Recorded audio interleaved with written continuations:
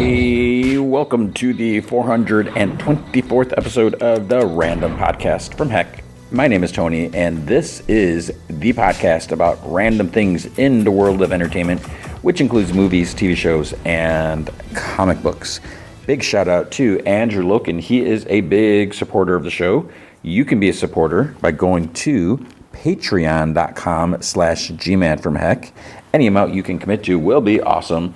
If you commit at the Rick Jones tier or higher, you get access to the Secret Podcast from Heck, which is an additional 30 minutes of podcast entertainment every single week. Last week, I did an Off of Mind episode. Should Superman parents be good or evil?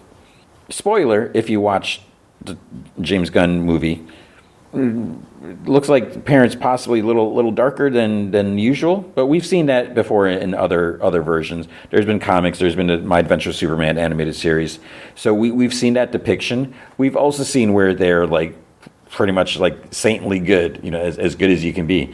What makes for a better Superman, and how should it be? So you can hear my thoughts on that. A week before, I did an Off of Mind about interdimensional travel and like the dangers. And I realize every time I mention this, I feel it's a little misleading when I say the dangers. I always think back to that Fantastic Four comic fairly recently where they went to a dimension and everyone was dinosaurs. So it's like, that would be kind of dangerous if you just randomly like open the door and like you're in this dinosaur world. But this week, I don't know what I really want to do another Off My Mind. I haven't really had a chance to like sit down, like what could I possibly talk about? I want to do another one, but yeah, I'll have to figure that out. But if you can't commit to a monthly commitment, you can also help out by going to coffee.com/jmanfromheck, and you can buy me a virtual cup of coffee or 3. That's ko-fi.com/jmanfromheck. Okay, what are we going to have this week? It'd be great for me if this episode was a little bit shorter. We'll see how it goes, because obviously I ramble on. Our movie feature is TRON Ares. Yeah, I definitely I got stuff to say about that, and yeah, I mean, the funny thing was, I'll talk more about this later. It's like I didn't really know anything about this movie. I just remember hearing about it. It's like, oh, new TRON movie, Jared Leto coming out. I'm like, what? I was like, I didn't know they were making this, and this was like when it was like really getting close, like we're about to get a preview or something. So you hear about TRON Ares. We have season finale of no, take that back. Well, yeah, we do have the season finale of Twisted Metal finally, and if you've watched them back in August, whatever, and you've been waiting, I'm sorry, we're finally there.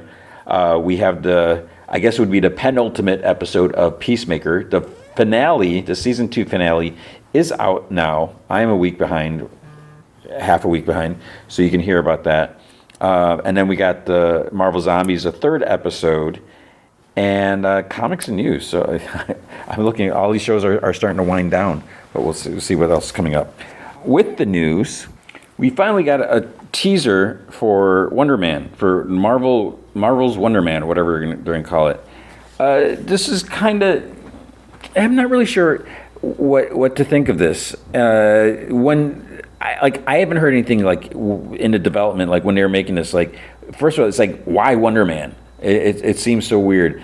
And also what's kind of weird is the direction that they're going is not what you would necessarily expect. So I don't really know. Yeah, because it's apparently going to be under the Marvel Spotlight banner, and it's going to have little to no connection to the larger MCU. So it's like, okay, here's like some Marvel characters, but and I'm kind of okay with that, because not everything needs to be connected. Obviously, we want that, but we've also seen. I remember I saw some random articles like all the Marvel end credit scenes that didn't pay out, and I think I've talked about this before. How you're complaining about that, but then people are also complaining about how there used to be like so many Marvel movies. So you're complaining that we had all these too many Marvel movies. Now you're complaining that all these little kind of Easter eggs or seeds or teases haven't played out. It was like they can't play out if the Marvel's not making 18 movies a year. So it's like, what do you want? With Marvel, with Wonder Man, so I don't know how you pronounce his name. Yahya Abdul Mateen. I'm going to assume that is not how you say it because I am horrible with names. It's a surprise I can say my own name. So he's playing the role. I'm assuming Simon Williams. But what happens is there's some director. He's coming out of retirement and he's going to remake Wonder Man. So I guess he was like the original director. And we see like some kind of cheesy footage of maybe it's like 60s or 70s, of this character. And I guess he's kind of rebooting it or whatever, or it feels like there's going to be some like meta stuff where talking about how people are tired of superhero stuff. This guy's like maybe thinking about like kind of reimagining the genre and everything like that. And then there's a shot of, again, I think he's going to be Simon Williams. I think he's using that name, where he's like at a movie, watching a movie with either his son, his nephew. I don't know. Does he have a kid in this version? The director is going to be casting Wonder Man, and I guess he's going to try out for the role, or I don't know. There was another clip that was released before, and I don't know if it was like an official clip or it was part of something. So, I mean, I'll watch it, but part of me, aside from his race, I'll if he's an awesome actor, and I'm trying to think if I've seen him in stuff, and then I'm not realizing it. But like this, it doesn't sound like Wonder Man's origin, and Wonder Man's origin is a little convoluted. You have to do some Stark Industries stuff and everything, and it's not the best whatever origin. I don't know, and maybe part of it is why I'm okay with it is while I can appreciate Wonder Man, especially I loved West Coast Avengers. I'm sure I've mentioned that before, or at least on a secret podcast. So he was, Wonder Man was a big part of that. So I have an affection for Wonder Man because of that. And, then you got those classic Avengers issues with Wonder Man and Beast, where, those were fun. They got along. But I think part of the reason why I'm not too concerned about changes, why I don't mind them, is like current Wonder Man is not that interesting. Like there is a whole stuff where he was in love with Scarlet Witch and then this and that, whatever. And then where he like decided he's going to become a pacifist, so he's not really going to do anything. It's like he lost some of his luster or whatever. So okay, you're gonna do a live action version of this character. You're gonna make some changes.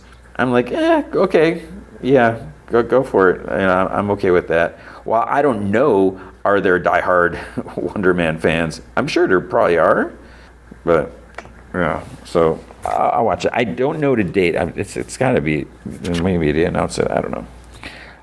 Oh, Sigourney Weaver apparently has met with Disney about potentially reprising Ripley role in a future Alien sequel. I'm trying to remember. Wait, because when Ripley in Alien, wasn't she like, wasn't she a clone or something? See, again, I'm not the biggest Alien fan. I don't think I've seen all the movie. I don't think I saw Contagion. What was the last one? That wasn't the last one, obviously, because I saw Romulus. That was the last one. So don't ask me, and then don't ask me to order about that. But there's a Walter Hill who's like, I guess he's kind of playing around working on a script or something like that, and he's a friend of Sigourney Weaver, and he's talking about bringing Ripley back or whatever, and I don't know how firm like Disney is like, okay, we really want to do this, or it's like maybe we'll do it, whatever. And she says that she's never felt the need to return, to play Ripley again, and she was kind of like, well, just let her rest. Apparently, what Walter Hill has been kind of working on writing, she's kind of like, that's not bad, maybe. So, okay, I don't, and again, I don't know how hardcore. I know there are some hardcore Ripley fans out there. Is that something you want to see, or is it a matter where they should let her rest? And I say, because Sigourney Weaver is such an integral part of who the character is, I feel like she is kind of possessive of the character. The fact that she hasn't done it all this time. She's just like, okay, yeah, that's in the past. That's done. So I feel like if she were to do it somehow in some form, that I don't think she would do it just for a paycheck. I think she would be like, yeah, this is a cool idea, so I'm going to trust what she does. Dwayne Johnson. The reason I'm laughing, I saw like a random, like I think it might have been on Instagram, whatever. It's just a random old. It must have been an older clip. I don't know when it was, but it was Dwayne Johnson and Kevin Hart doing the tortilla slap challenge. It has nothing to do with this, but apparently Dwayne Johnson is going to be returning to a previous character. Who is he going to play again? It is not, thank goodness, it is not Black Adam. He is possibly, and I didn't read the full details of this, so I can't speak any more to like further in this. But apparently he may be returning to play Scorpion King again. It's like, okay, I'm pretty sure I saw that movie. Was that the third Mummy movie? Second? So was the second one, the third one? And then didn't he do his own movie? Wasn't there like, or was that Mummy 2? It was a Mummy 2 or 3. I'm not going to look it up because I always I feel like it's like, oh, I can just quietly pause this and then look it up. I'm not going to do that. I'm not going to fake it like I'm Mr. Know-It-All. I don't know it all. And maybe that's bad for the show that I'm not actually delivering all the information. But there's so many people, like in the old days, they would be like quick to like, oh yeah, you didn't know this, it's this. So you give people something to do, right? But I'm pretty sure there was also a Scorpion King movie. I did not watch that. I know that. But I did see the Mummies movie. And I think recently, I didn't talk about it, but I think there's like maybe a hint of possibility doing a returning to the Mummy, or having another Brendan Fraser Mummy movie, maybe? Am I crazy? I don't know. What about Deadpool? Deadpool apparently, now I was like having to be so cautious with this. Apparently Deadpool almost had a cameo in the Peacemaker season finale. So I don't know if that's I mean, it's not a spoiler because it didn't happen. I have not seen the season finale yet, so I'm not spoiling anything. And I don't even know how, it doesn't even make sense from the last previous episode, which I'm going to talk about in this episode. I think what I saw is there was an article, I think it might have been on Variety, but then did it get deleted? Or did the comic get deleted or something like that? But apparently maybe there is going to be, when they're doing all the doors, like in the door room maybe, to other like worlds, other dimensions, that there was one where Deadpool was sitting in there. But then they're like, yeah, maybe not. I mean, that would be cool. I don't see how they could do that, because I just think the whole legality matter of it, while it wouldn't harm anything, it wouldn't be an insult but then why would Deadpool have a dimensional door? That's another thing. So, although, I mean, he does, yeah, he could. I don't know, but it's not going to happen. But speaking of Peacemaker, so like I said, I've not seen the season 2 finale. Apparently, there's like a bit of a cliffhanger, some sort of cliffhanger at the end of this episode. Don't ask me what, and don't tell me what until I watch it. After I watch it, you don't need to tell me. But apparently, as of now, Peacemaker 3 is not planned. I don't know the details of this because I didn't want to, read these articles when I saw them pop up.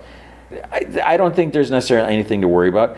I'm going to assume that Peacemaker season 2 has been well received because it's been a really good production, even though it's been really limited to this one storyline, but it's been working.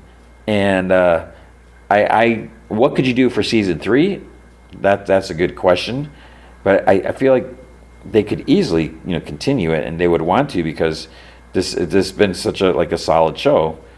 So just because it is not planned doesn't mean it's not going to happen. It just means, like, as of now, they're not working. The other thing, I guess, the bigger problem probably was what it is James Gunn is busy.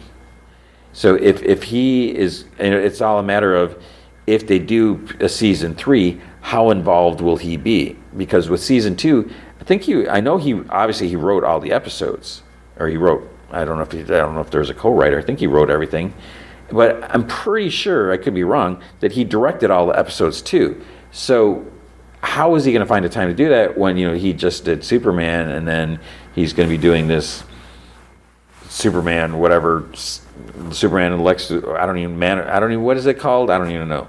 It's not Superman 2, but it's something, and he has to do everything else, like whatever. I don't know, like what is he? I'm sure he's going to a lot of meetings, and he's having to read a lot of scripts and check out different stuff. So he may not have necessarily the time to sit and write and then direct when he's got to do all this stuff. If he's got meetings in the office or whatever, can he do everything on Zoom if he's directing a location? So it might be a little bit, hopefully not too long. So soon we have It, Welcome to Derry.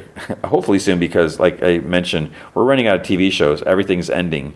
And I got to figure out what I'm going to start covering when stuff goes away. So It, Welcome to Derry. I'm excited about this. I'm a big fan of It. I'm still not 100% clear where this show lines up, because obviously with It takes place in the 50s, and although I guess it wouldn't be necessarily present now.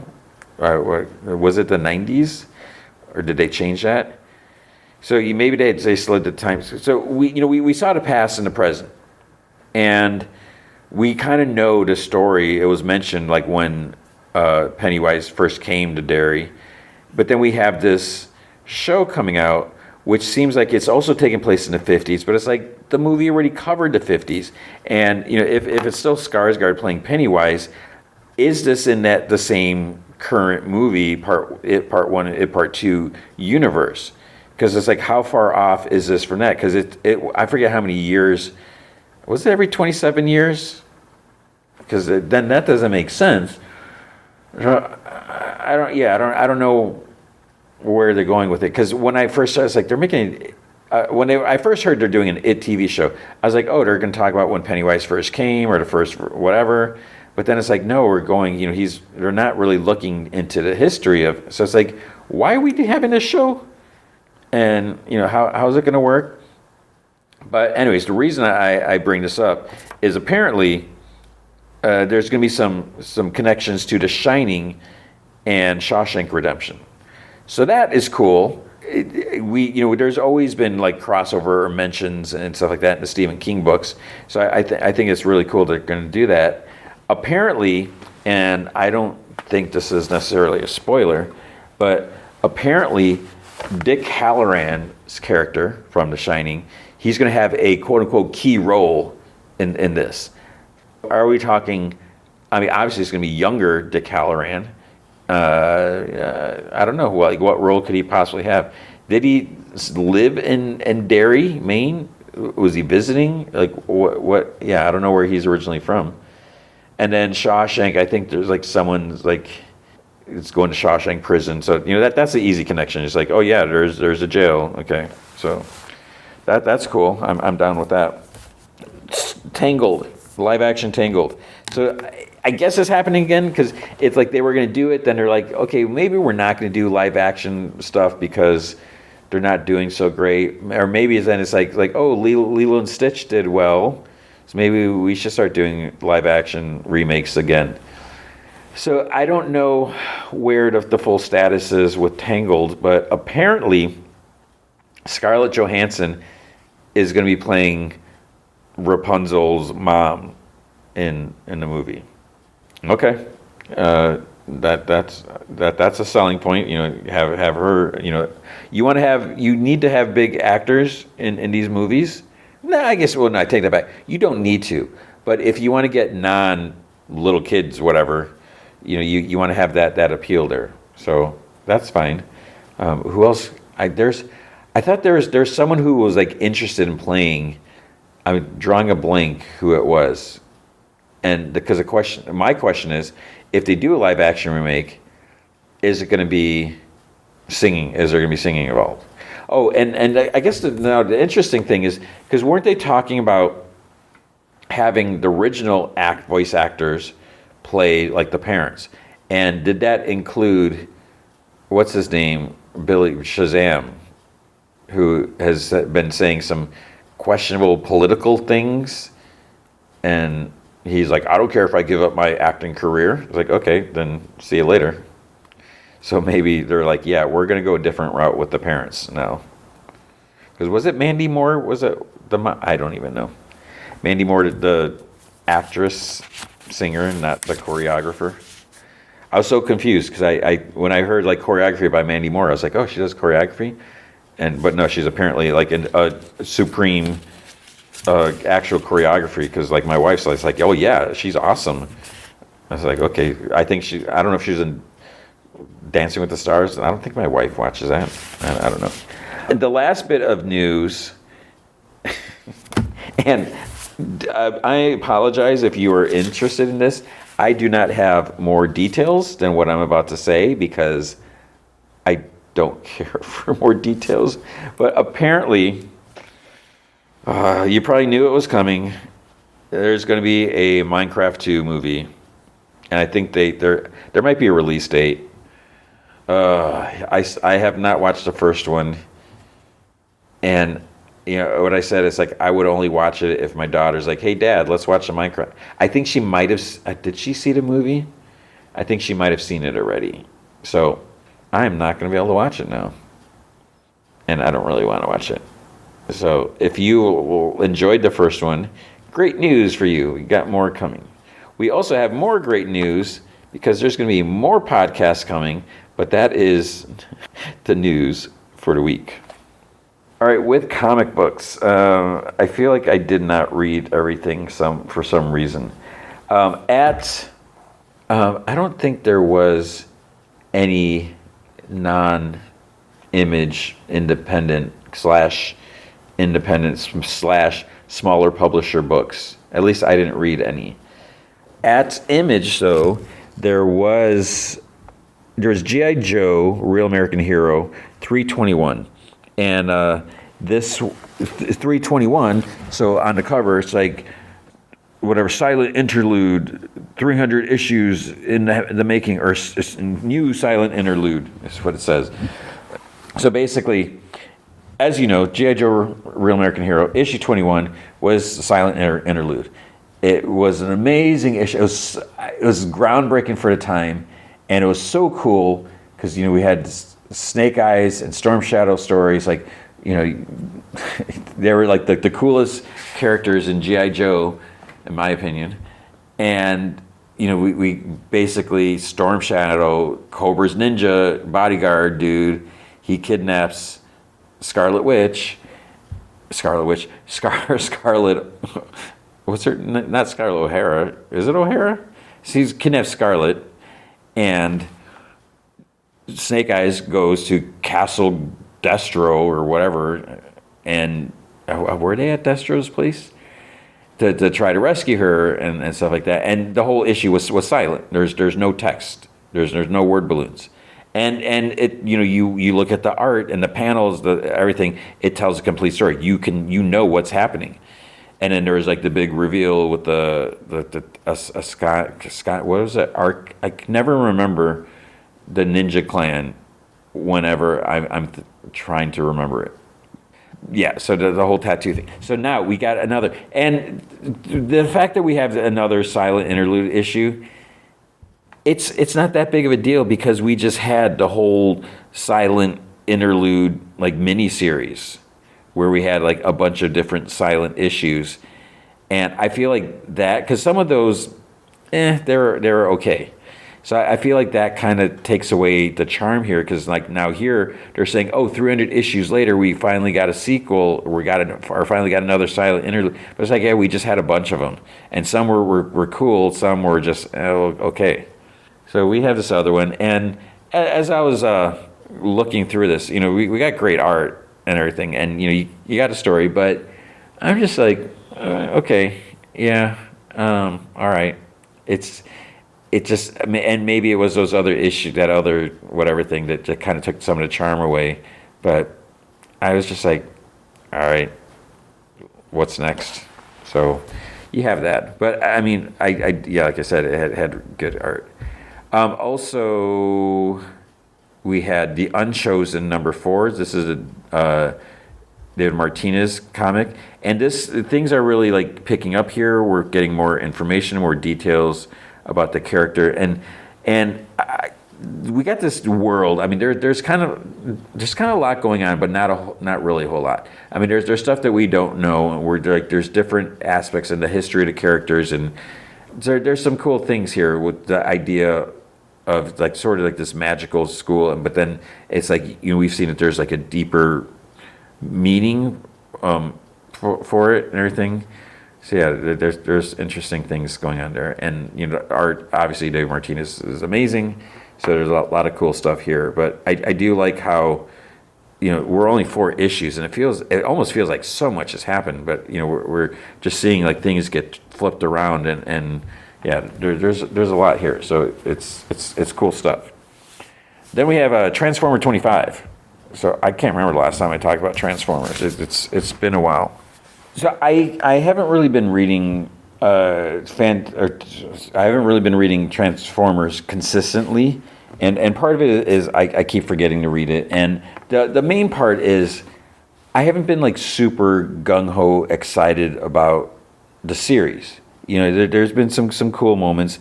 It's bothered me a little bit how there's supposed to be like connections to G.I. Joe, the relaunch G.I. Joe, whatever, but it doesn't feel like they're in the same book, because we had Duke saw the Transformers, but then it's like no one believed him. They thought he was crazy. Yet in this town, there's been Transformers like fighting in broad daylight. Everyone knows about them. So it's like, whatever. And then we saw, what was it? One of the Transformers like in G.I. Joe, like Clutch kind of discovered him and everything. So it's like, okay, we got these connections, but it's like we're not really seeing it. And then the human characters, whatever, it's like I just don't care. So it's been a little hard. I think also I always get like a little tired of like Megatron and Starscream, because they're just like your typical villains or whatever, and their motives is just gets, to me, it gets a little tired, a little whatever. It's like, oh, Megatron just wants to rule everything, or Starscream, he wants to be the leader, or he wants to be Megatron's right-hand man.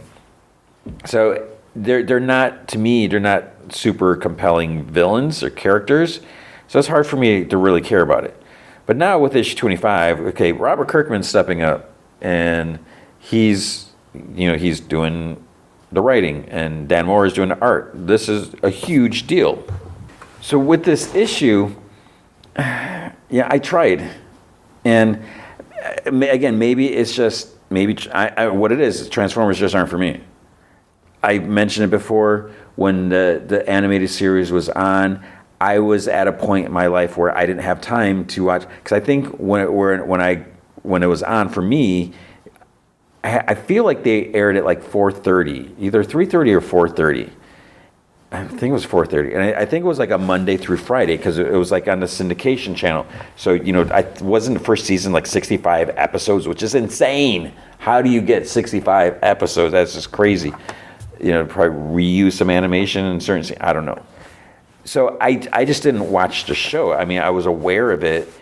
I thought, when I was like, oh, these toys are kind of cool, I don't buy toys anymore. So whatever. I'm not overly invested in the franchise. I'll watch the movies just because of the spectacle nature of them, but I'm not totally invested.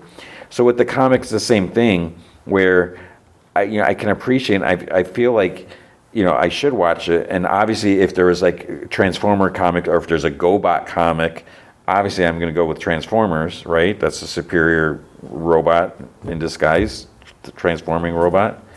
But I just, even with Kirkman and Mora, a crazy awesome team, it's just still not, it starts off Megatron like rah rah rah rah, just like whatever, and I don't care, and then yeah, so maybe I'll still try to read it. And a buddy of mine, he loves the comic. Every single issue is like 5 out of 5, 5 out of 5. I'm like, really?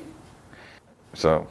But that's the nice thing about, not everything has to be for everyone.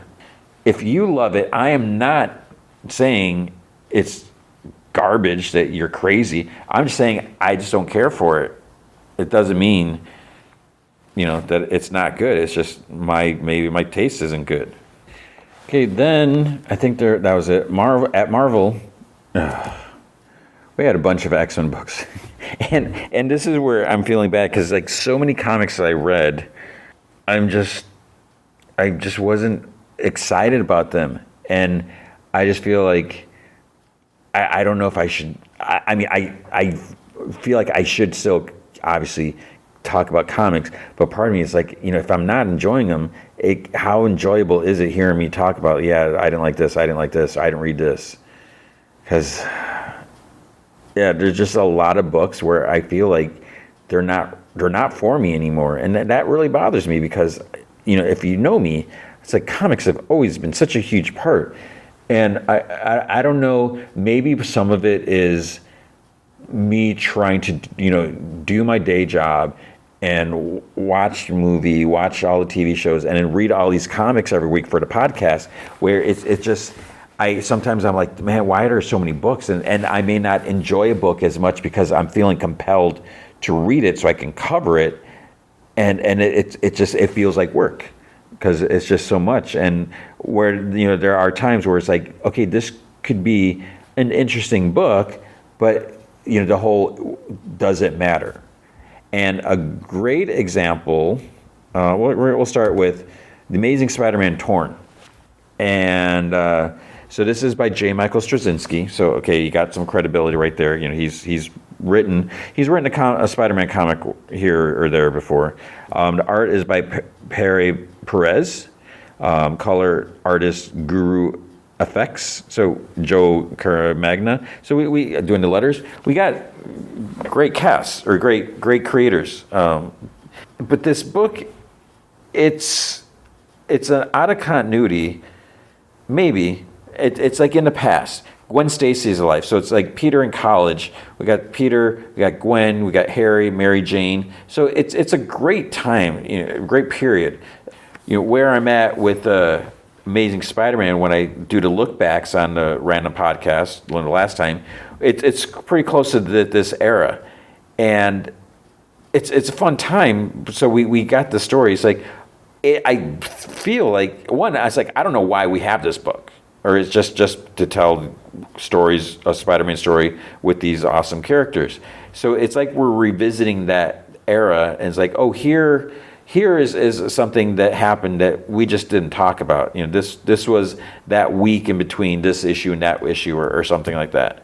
So it is kind of fun, and that's the point of it. And see what I just said, I just kind of caught myself. It was kind of fun to go back and read stories with these other characters, being supporting characters in that. So that is what a lot of these books are meant to be. They're meant to be fun and entertaining.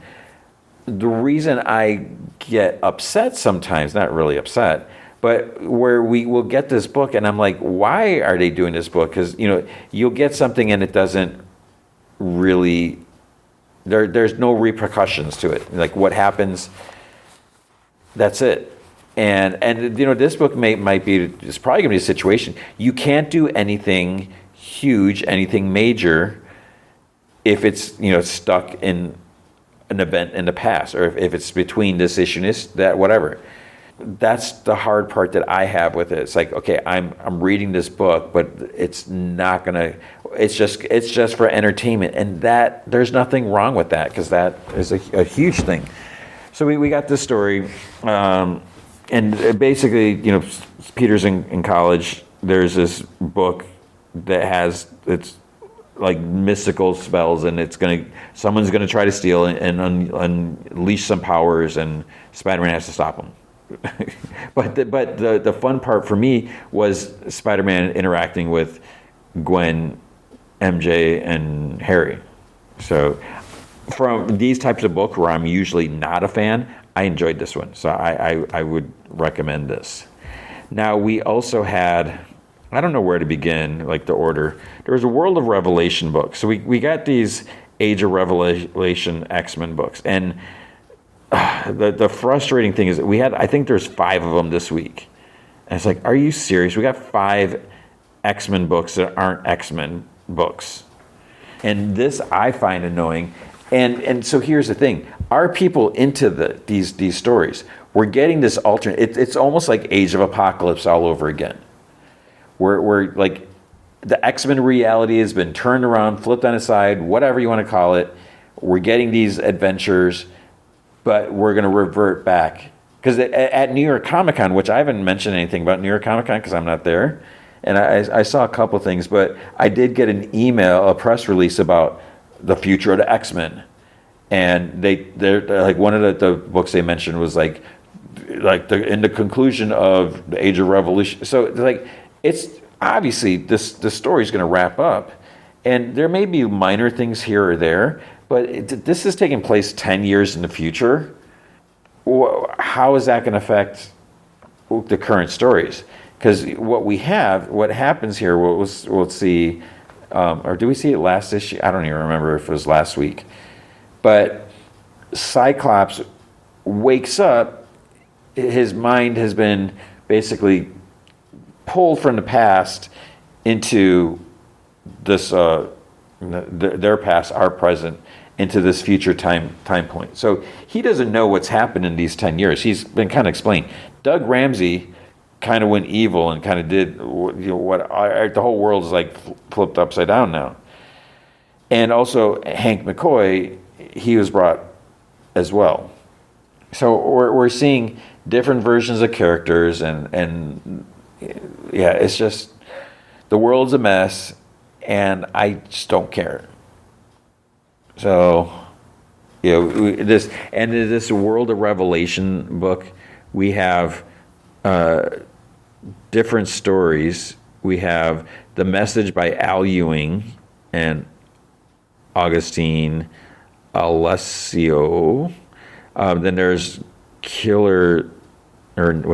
Never Let Me Go by Steve Fox and Jesus Marino, and Epoch of Revelation, Ryan North, Adam Solzowski. So the first one, The Message, basically someone is veering on what Mars, what's the planet? Ask. I don't even remember what it's called.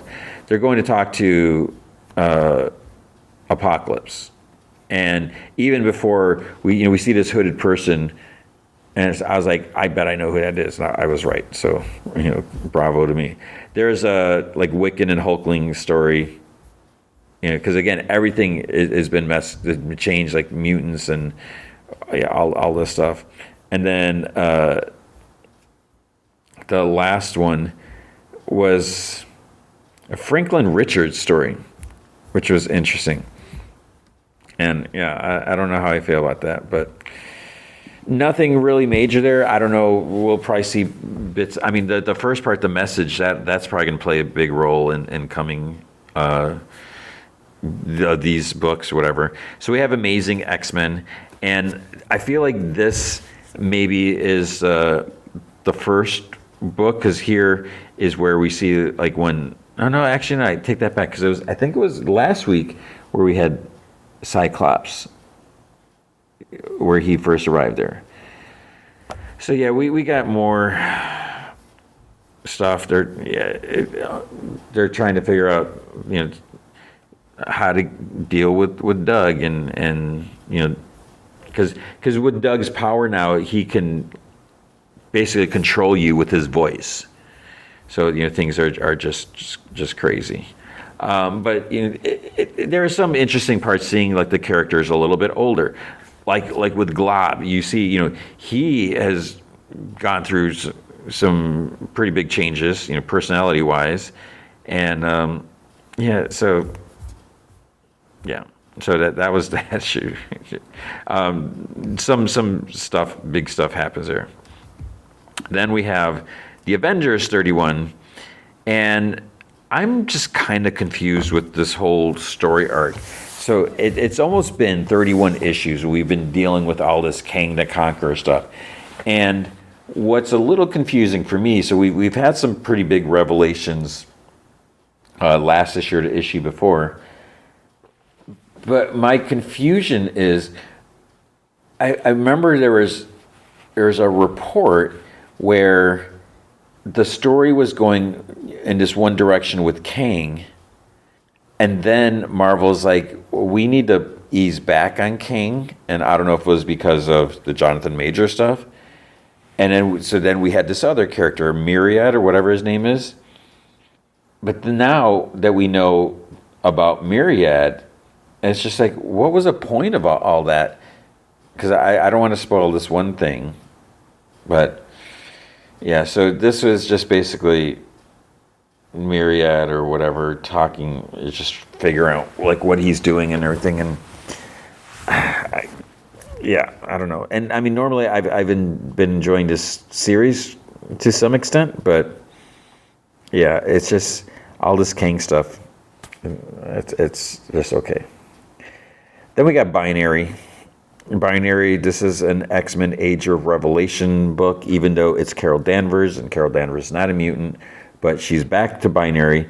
What is interesting, and I don't know if I should spoil this, but I mean, it's in the opening pages. The fact that, I mean, I don't want to spoil, even though I did not love this book at all. There's a reason why Carol's back as Binary, and if you like look at the cover, it's like, you know, there's a lot of like energy, or actually, now that I really look at the cover, there is something that's kind of revealing about that. So you can really see, like, okay, maybe that's why this book is happening. And you know, yeah, Binary was with the Starjammer, so I know, you know, you got the X-Men connection there. But there's a really interesting big thing that's there. But as far as that, the issue was, it didn't do much for me. Eddie Brock Carnage, number 9. I'm still intrigued with this book. The only reason I'm reading this is because Charles Soule is writing it. And I'm so, it's like, what does he have planned? What is he doing? Because I can't stand Carnage. And it's like, why would you, I feel like Carnage is such a dirty character, maybe, because he's just a serial killer. And, you know, he's a scumbag. Why would you want to write that? But maybe that's part of the fun. Why do people write Joker stories or whatever? You know, I'm not judging that.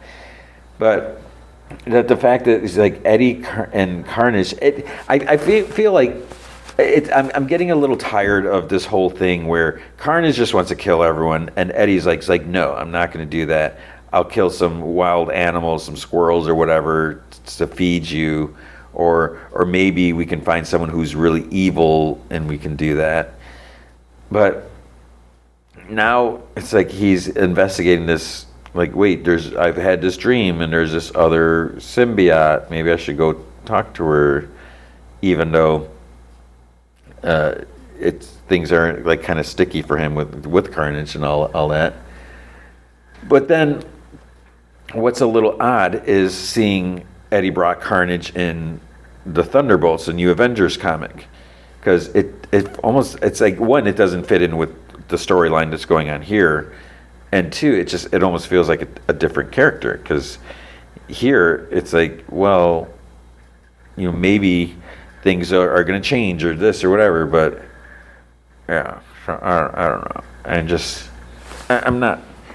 I'm losing a little interest, I guess, because, you know, it's been 9 issues. Oh, and then the other thing that I was like, what is going on? We got this whole Muse aspect. It's like, and maybe I missed it. Maybe I skimmed an issue, or maybe I'm just not remembering. It's like, I don't remember, like, why is Muse so obsessed with Eddie Brock, with Carnage? So I don't know. Then we have Imperial War, Imperial Guardians. Okay, again, full disclosure, I did not read this issue. I skimmed it. And there's one that's like, wait, who is that Skrull? Is that who I think it is? So there's some developments there, and I'm losing interest in this storyline. I was not a huge what am I looking for? Not galactic, space. I can't even think now. It's just, these comics are killing me. They're draining my brain. Not galactic, space. Anyways, I'm not a fan of Marvel space comics. I don't know what it is about it. I love science fiction, and I enjoy like a cool space movie, but it's something about them. I don't know. Laura Kinney's Sabretooth. I started reading this, and then I'm just like, ugh, and then I went back to skimming. So what's interesting, what I will say here, so we have Laura Kinney. Laura Kinney, why is she going under Sabretooth? And she mentioned that. She's like, I shouldn't say anything, but it has, I'll say this, thank goodness, it has nothing to do with Victor Creed. So she's not calling herself because of other Sabretooth. But we do also have Gabby and Dokken. They're here. And what I will say, I've read my first comic where Dokken is Helverine, because he does flame up or whatever. Don't ask me why. I don't know how that happened. I missed that. But yeah. And then there's this other development. It's like, oh, that's interesting. So, but not that interesting. Long Shots #1. I hate Mojo. And it's like, really, you're gonna make me read this comic with Mojo? So I did not read it. I was like flipping through, and I was like, oh, the X Babies. Okay, that's, for some reason, I think a lot of people like the X Babies, maybe because they're like so cute or whatever, but not enough for me to read that comic. There was Marvel Black, White, and Blood and Guts. I did not read this because I was like, I don't know if I should, if I need to. I'll tell you, there was an Al Ewing story, G. Willow Wilson, and Chris Condon, but I don't know what characters are involved, and I kind of don't care. There's Punisher. Wait, I was like, is this Punisher #2? It's like, no, Punisher #1. It's like, we just had a Punisher #1. But the difference is that other one was in a Marvel universe, and this is a Marvel Knights book. So if you are familiar with the Marvel Knights books or reading it, it's like a slightly more sophisticated, slightly more mature, adult-ish versions of these characters. Because like we got the Black Panther comic also, but with this, and it's by Jimmy Palmiotti, which I love Jimmy. I mean, he's one of my favorite character creators. And Dan Panosian, they're working on this. And if you like a good Punisher story, like where things get a little grim and gritty and violent or whatever, this is a comic that you want to read, because I mean things go all out, and yeah, because it feels like it's a slightly in the future or whatever, or not future, but it's like not totally current time. Punisher Frank looks a little older, so there's that aspect that makes it kind of cool, and things do get violent, but not like overly gratuitous, but you got enough violent to separate it from the regular books. So yeah, that was interesting. Then Black Panther: The World to Come. I don't know what's going on here, and yeah, I didn't fully read that. Return to Planet Hulk. I'm a little confused if this is just a one-shot, an all-new story from the savage world of Sakaar. I didn't read that. I started skimming, and yeah, it wasn't doing anything. So I think this is a week I skimmed everything, right? Or is that every week? Spider-Man 94. This is weird having Kane in that, because I don't think Kane was in that. Was he in? No, was he? I don't think he was in the original animated series.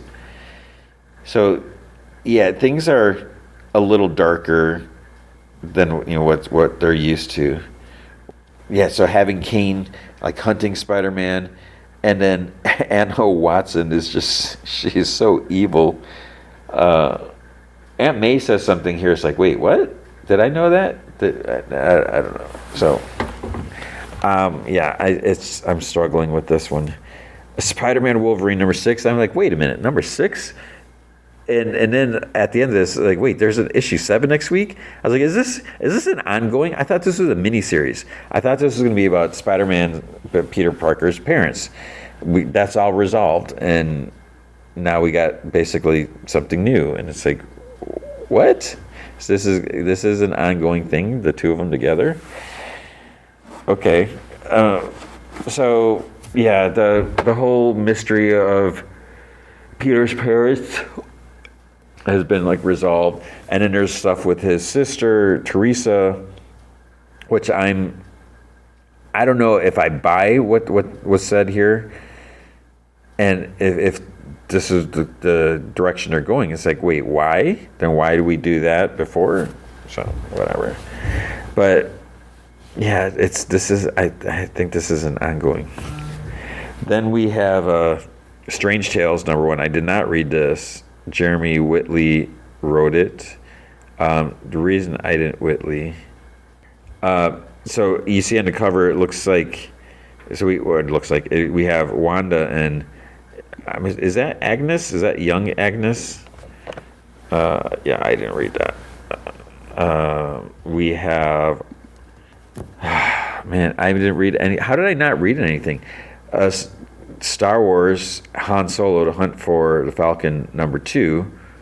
So Battle with the Irving Boys. I need to read that. I definitely will read. I just didn't get to it. Ultimate Black Panther. I'm not reading that. No idea what's going on. And that's it, because I already mentioned the World of Revelation.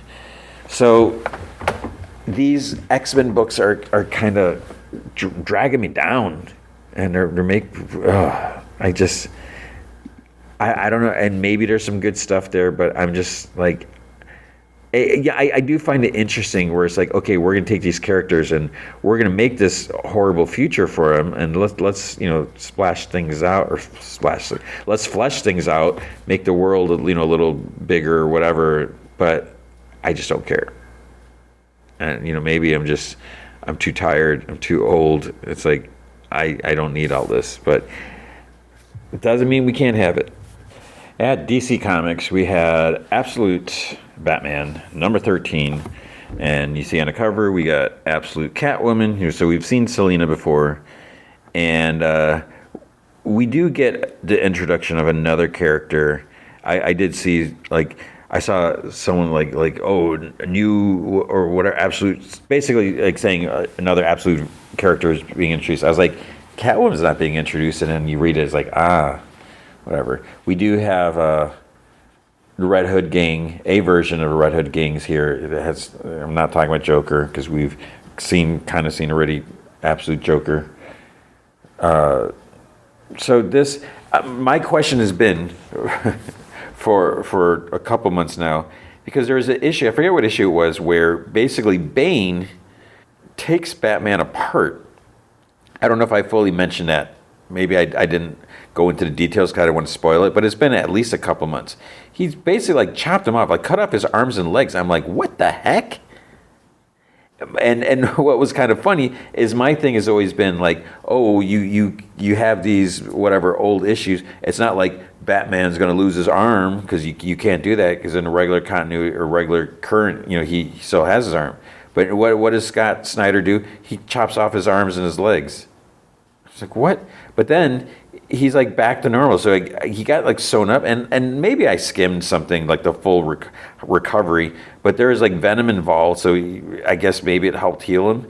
And I was like, does he not have any scars or anything? But then there is a scene in this issue where we see his back, and there's some stuff going on there. But yeah, it's just kind of yeah. So crazy things happening. Yeah.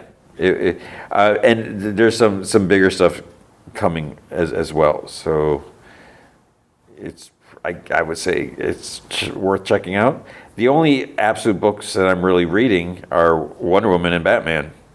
Those are the only ones that, yeah.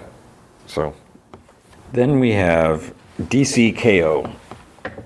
And Yeah, when I saw the preview for this, I'm like, so I think, and this is like the opening pages, the preview that you saw in like previous issues, where like Superman's about to go out there, and he's got a smile on his face because it's like, why Superman's about to fight in some tournament, and he's smiling. I think I mentioned this already because it's like I asked, is this Superman versus Muhammad Ali again? But it's no. Basically, this is kind of continuing from like the Justice League stuff and the Batman or Superman, Batman, whatever, the Mark Waid, everything, where something's going on with Action Comics, something's going on with Darkseid. And what has happened is like he's kind of already won in the future and things are like trickling back. So in order to stop him, and I should have all information here, but I couldn't read this issue. I was getting it after a while. I'm just like, I don't want to read it. But I think with each fight, you earn like you're gaining more power, or whatever. So yeah, so they're gonna have to fight. And at first, it's like, oh, all that power is like we can't let the villains in there. It's like, could you imagine like but of course the villains have to get out because who's gonna be fighting? And I think there's even a point where like Superman, Batman, and Wonder Woman are talking like, well, can we really do this? Fight each other? Because I think it's supposed to be to the death. Or that can't be right. Right. The other thing that kind of turned me off was like, oh, we have this tournament bracket, and so like reading some of these because some of these already happened. I think did they happen? I'm trying to see what's going on here. Yeah. So it starts like if you look at the bracket, we have Superman versus Giganta in the first, and then there's Captain Atom versus Power Girl. So that's gonna be a little awkward. You got Hero versus Hero, Guy Gardner versus Firestorm, Jay Garrick versus Cheetah, which I think was in this issue, Aquaman versus King Shark, and it's weird how like that makes sense because they're enemies, whatever. But they're not enemies because King Shark. But they're a little more related. I don't know. Connor Hawk versus Hawkman. I would say like Hawkman's got that one, but obviously just who knows what's going to happen. Lex Luthor versus Black Lightning. And the Demon versus Supergirl. And we have Wonder Woman versus Starro. Lobo versus Plastic Man. Swamp Thing versus Vixen. Cyborg versus Batwoman, Batman versus Star Sapphire, which I think we have in here. Red Hood versus Damian Wayne. Zatanna versus Barda, and Harley Quinn versus Metamorpho. So I mean, I know people are going to like this. I know people will like this. Not me. And the reason why I know people like this because like on Comic Vine, I mean, we had the battle boards, and that was huge. People were so into that, like who wins, this person or this person, and it's just, yeah. So I don't know. I mean, so it's basically a comic book event, but there's they've tied into like there's been some setup for this.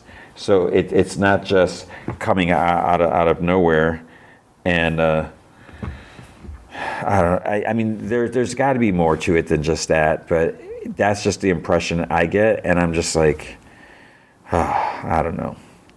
But that's like I say, I only read a couple other books that are. I mean, there was Action Comics 1091. I didn't get a chance to read that. Normally, I would. I do want to read that. There's Batman Along Halloween, Batman and Robin. 26. I haven't been reading that lately, and at some point I got to start back up. Green Lantern Corps number 9. I've been struggling with the Green Lantern book, which I know I've said this before. It just seems so weird because I was like always so into those books and the characters, but yeah, I'm just there's a lot going on. There's another Superman Kryptonite whatever thing. Then there's Supergirl. The Supergirl comic, it was I kind of liked it in a way because it felt a little not necessarily retro, but there is like the cover feels kind of like there's some callbacks, And then it's like, oh, we got like a Halloween themed, which sometimes that falls flat, but I kind of like that. And then there's like some looks back at like different moments in Supergirl's life, and I can appreciate that because I always feel like she's been kind of like left to the, pushed to the side or whatever, and kind of, I don't know. So I kind of enjoyed that. There was Batman Gotham at Gaslight. I thought I read something else. I feel like there's another. Maybe that was it. There's Aquaman, and then there's another one of those Court Children at a Round Table, number 2. So that is it. That's all I read. I need to. I just ran out of time, so I definitely want to, read some of those other books. But that is going to be it. That is comic books. I'm sorry. That is comic books for you. I'll try to do better next week. And now, the season finale of Twisted Metal, season 2, episode 12. So the prompt, this is take 2. I paused it for a second, and then when it said my memory card was full. It was not full. It is not full. So I had to do, I thankfully I only was recording, starting this for like 5 minutes or something like that. So here we go again. Season 2, episode 12, NUH3ARC. So I believe that's New Year's, which kind of makes sense, but I don't love that title, but that's fine. So this is a season finale. No more Twisted Metal. I know it took us a while. I know this ended, was end of August, because they were doing 2 episodes a week. Ugh. Will there be a season 3? We can talk about that at the end. I don't have any definite answers, but there is something that I heard, but we will talk about that later. This episode, it was weird how this starts off, because the last episode, 211, that almost felt like it could have been the final episode, because the battle, the Twisted Metal tournament was over. We had a winner. We had, John, is he dead? Is he just knocked out? So it was like a pretty good cliffhanger, just to leave us hanging, but there is more. This one doesn't quite pick up where last episode leaves off. It starts off black and white, and it's in Virginia, 1585. So there's these 2 pilgrim dudes in the wood. I'm assuming they're pilgrims, 1585. I don't know my pilgrim history, so I'm assuming whatever. They're walking woods, and then they spot the well. So this, obviously, there's no structure around it. It's just a well in the woods. So they're looking at it, and then they freak out because a hand starts climbing out, and so they run. And it turns out to be Calypso, and he's possibly all bloody because it's black and white. I don't know if he's bloody or dirty. I'm assuming bloody. And then he starts narrating. When I first came to America, I found a land of opportunity where your greatest wish could come true if only you were willing to fight for it. Then it cuts to more modern times, slightly. It's maybe not the present. He's in a suit and tie, and his hair is like pulled back in a ponytail. And he's like, so what do you wish for? Danger, speed, brutality, freedom? What if I said you can have all that and more with Twisted Metal? So then we see he's in like an office conference room. He's giving a presentation with like a slide projector, and he's talking to 3 like board execs at like NBC, because there's an NBC logo, and it's like the early 2000s. So that's the screen tells us that. So he's like, Twisted Metal is a 22-episode reality TV competition sending 16 combatants into a high-stakes demolition derby. The only rule, survive. From the Middle Ages to March Madness, tournaments have enthralled the masses, but we are spicing things up with cars, guns, and celebrities. And then the next slide has Carson Daly from MTV Total Request Live, you may remember, and Wesley Snipes. And the lady execs, she's like, wait, you got Wesley? And Calypso's like, well, no, that's just an example, but Carson's very into the concept. And he's like, yeah, in future seasons, we'll go national, global. The world will be a battleground. Just imagine Hong Kong, Paris, cars driving up the Eiffel Tower. And then this one dude exec, he's like, oh, I don't mean to interrupt your pitch, Mr. Sparks. That's his name, I guess. But this seems very expensive. I mean, the cars alone. And then he cuts in, he's like, which is why we will require drivers to bring their own vehicles. Picture it. And there's another slide. It's like, cartoon cars with like actual celebrities. Jay Leno facing off against Jerry Seinfeld as they drive classic cars from their own personal collections. And someone's like, yeah, no one's doing that. The other exec's like, and what exactly are they fighting for? I mean, these are people who have everything. And Calypso's like, that's a great question. Just let me skip ahead. The winner of my tournament will get their greatest wish granted. And the slide shows like a cartoon drawing at the wishing well. And it says like ultimate prize. And the lady's like, okay, what if they won $1 billion? We can't shoulder that cost. And Calypso's like, well, you wouldn't have to. I mean, you know what they say. Be careful what you wish for. And the execs kind of look at each other like, huh? And the lady's like, so no one wins? I'm not really sure how that will play in prime time. Calypso's like, right. Do you know why you can't look away from a car accident? Instinct. It triggers something in your brain. You have no choice but to look, to question your own mortality. That is what we'll put on the screen. America won't look away. And if you win the eyes of America, then you own the world. And he like snaps, and then the slide shows Earth. The execs kind of like scoff and laugh. One dude's like, NBC already owns the eyes of America. It's called Friends. They're like, well, thanks for coming in, but we have something new called BattleBots, which is very similar to your idea. So right now, we're a pass. And they all kind of agree. They get up and they just walk out. And so he's left alone in there. He's like, very well. Short-sighted fools, BattleBots.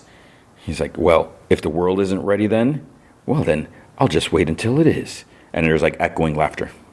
So we get the logo and then back to the present. The destruction at the arena. Quiet still has John's head in her lap. There's like screaming and panicking in the background. Then Sweet Tooth's truck drives up. And I was like, wait, what? Because he like was killed maybe? You know, he was like slammed against the wall. There's a big pool of blood under his chest as he's laying on the ground. The door opens. It's Mayhem. And she's like, quiet. And Quiet's like, May. And Mayhem's like, she's like, I'm sorry, I'm so sorry. I knew about the minion thing. I should have told you, but I didn't. I was like, oh God, it's all my fault. Quiet's like, none of that matters right now. You got me? And Mayhem's like, yeah, but John, I mean, what do we do? And she looks at the truck. She's like, pop the hood and get behind the wheel. Quiet goes in the back. Luckily, there happens to be jumper cables there. She opens up the hood, attaches jumper cables, and she's like, all right, John, if you're still in there, this is going to suck. And she kind of like rubs the cables together. She's like, clear. Zzz, nothing. Zzz, and she like kind of grunts. She's like, come on, wake up. May hits the gas, revs the engine and everything. Zzz, and she's like, ah. And then John just sits up, hello. And she's like, John? He's like, quiet. Did we win? And she like holds him in her arms, and Mayhem's relieved, and they drive off. Then we see some long-haired dude puts chains on Sweet Tooth's body. Like his wrists have like chains on him. His front torso almost looks like there's like a hole in the chest. It's like, because there's red. So I don't know what exactly caused that. And the dude's like, okay, I'm set. And then someone drives off, like dragging Sweet Tooth or dragging his body. Like, what's going on here? In the truck, Quiet explains to John that there was a bomb, it was a massacre. He's like, oh, I don't feel so bad about losing, knowing the tournament got cut short. And Quiet's like, no, someone did win. Stu. He's like, Stu? Are you fudging kidding me? And he like groans in pain. It's like, oh, now I feel worse. And Mayhem's like, hey, look, I hate to cut this reunion short, but seeing as we don't have unlimited gas, it'd be really great if someone told me where I was driving. And Quiet's like, I don't know. It's like the dolls could be anywhere by now. John's like, just head north. And he hands Mayhem the kitty map from Krista's diary. And, so there's like the crayon drawing stuff, everything, the map. And May looks at it. She's like, finally, a map I can read. Which is kind of sad. Calypso goes out in the arena. He's like, now the real game begins. And Stu walks up. Calypso's like, well, if it isn't my champion, congratulations, Stu. And Stu's like, give me my wish. And Calypso's like, and what a wish it is. A real whopper. Are you sure you want it? Because there's no going back. So then there's a flashback to the well. Sweet Tooth he peed in the well. And then he's like, buckle me up, Stu. Because he's got like the whatever on his back to hold his pants. It's kind of like suspenders, but not really, whatever. He's like, oh man, what a fantastic toilet. Which is like, okay, whatever. Haha. And he's like, hey, where'd that door come from? Wow, what service? There's like a door with the exit sign. So he heads towards the exit. Then Stu looks at the well, and then he takes a coin, holds it tight, and he's like, I wish to go somewhere safe, away from all this. Just me and Mike. Flick, bloop. In the arena, Stu glances over at the car with dead Mike inside. He's like, give me my fudging wish. And Calypso's like, thank you for playing Twisted Metal. He claps, and then we see like a shot of Earth from a window. And Stu is like in some sort of like shuttle spaceship or something like that. And you see like Calypso Enterprises on like some of the computer readouts or something like that. Mike's there, but he's dead. His dead body's kind of floating in the zero gravity or whatever. And Stu's like, no. And he turns and looks out the window. He's like, what the fudge? And then you're, what the fudge? Because like from outside. And then there's kind of like echoing Calypso laughing. So I guess the safest place away from everything is out in space. Then we see like out in the boonies, there's a old wooden like welcome to Copper Mountain sign. It's Sweet Tooth's truck drives by it. Mayhem's like looks at the map. Then they reach like we see the long red covered bridge. Then they turn up this kind of like dirt driveway sort of, and there's this house there. So John and Quiet get out, and he's like, "We're here." So he opens the passenger door to Mayhem. He's like, "You coming?" So they go to the door. John asks Quiet if she wants to go first, and she's like, "No, you should have the honor." So he reaches for the knob. It's locked, and then he tries like busting it with his shoulder, like hitting it. And he's like, oh, the door is just a little sticky. Mayhem goes over to like the window, and you hear, psh, and she's like, oh, I'm sorry. She's like, you should go first. So he opens it. It's like a big tall window. So he opens it, goes in, kind of looks around, everything. And then he opens the front door. Quiet looks, she's like, wow. She's like, was your grandpa Davy Crockett? May hops on this like armchair, and she's like, you guys can suck it. It's like, this bed is mine. It's like, it's not even a bed. It's a chair. And then it starts like kind of it's like a vibrating massage chair, and she's like, oh. John finds like a dusty photo like in a frame of, because I was like, is his still his grandpa's place? Is someone else staying there? But there's a picture of him and his family from when he was a kid, and it was dusty. But it's like not everything is like caked with dust like that was, so that was a little weird. Quiet's like, did that chair just turn on? And she goes to the wall, she flicks a switch, and then lights come on. She's like, there's power. How? John's like, there must be a genie somewhere. There's a fuse box nearby, and he reads, solar energy. It's like, sounds like gas from the future. Quiet finds canned food in the cabinet. She's like, John, I hope you like your chicken soup chunky. And she's like, John? And he's in like the bedroom.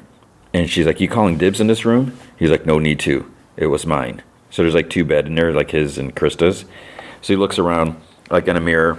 There's movie like ticket stubs for like on a mirror for the Muppets in Space, I think it was, and Stuart Little. And then there's like some Barbies. There's like a sewing machine, because I mean, it makes sense, because Krista made all the costumes, so she would know how to sew. There's a big DMX poster. And then he's like, no way. He finds Babysitter's Club number 89. So that was the missing book when he was reading all the books at the house in San Francisco, New San Francisco, and he had to skip it, and he missed a lot. And he's like, what's going on? Inside the book, it says, property to Krista, stay out of my stuff, dookie face. So then he like sits on the bed, and Quiet's like, is it a lot? And he's like, yeah. It's like, I never missed someone like this. It's like a big black hole. And she's like, it sucks. It's like, I think that's why I needed to win the tournament, not just for the outsiders, but for her. Then I fudged it all up. And John's like, no, you didn't. She's like, yeah, I did. We lost. I lost. John's like, you were just trying to make things better. And Quiet's like, maybe in this world, that's just not possible. So it's time we did something for us. It's our turn. We can make our own life here. John's like, no more cars, no more violence, just us. And then smooch. And then they hear the Cranberries' Dream start playing. They stop kissing. So Mayhem found music. We see her dancing. John's like, so not just us. And Mayhem's like lip syncing. So I guess she's heard this song before, which I guess is possible, but to know it that well. She's like singing in a hairbrush. Oh, no. She was singing in the telephone. She picked up the phone and was using it as like a microphone for some reason.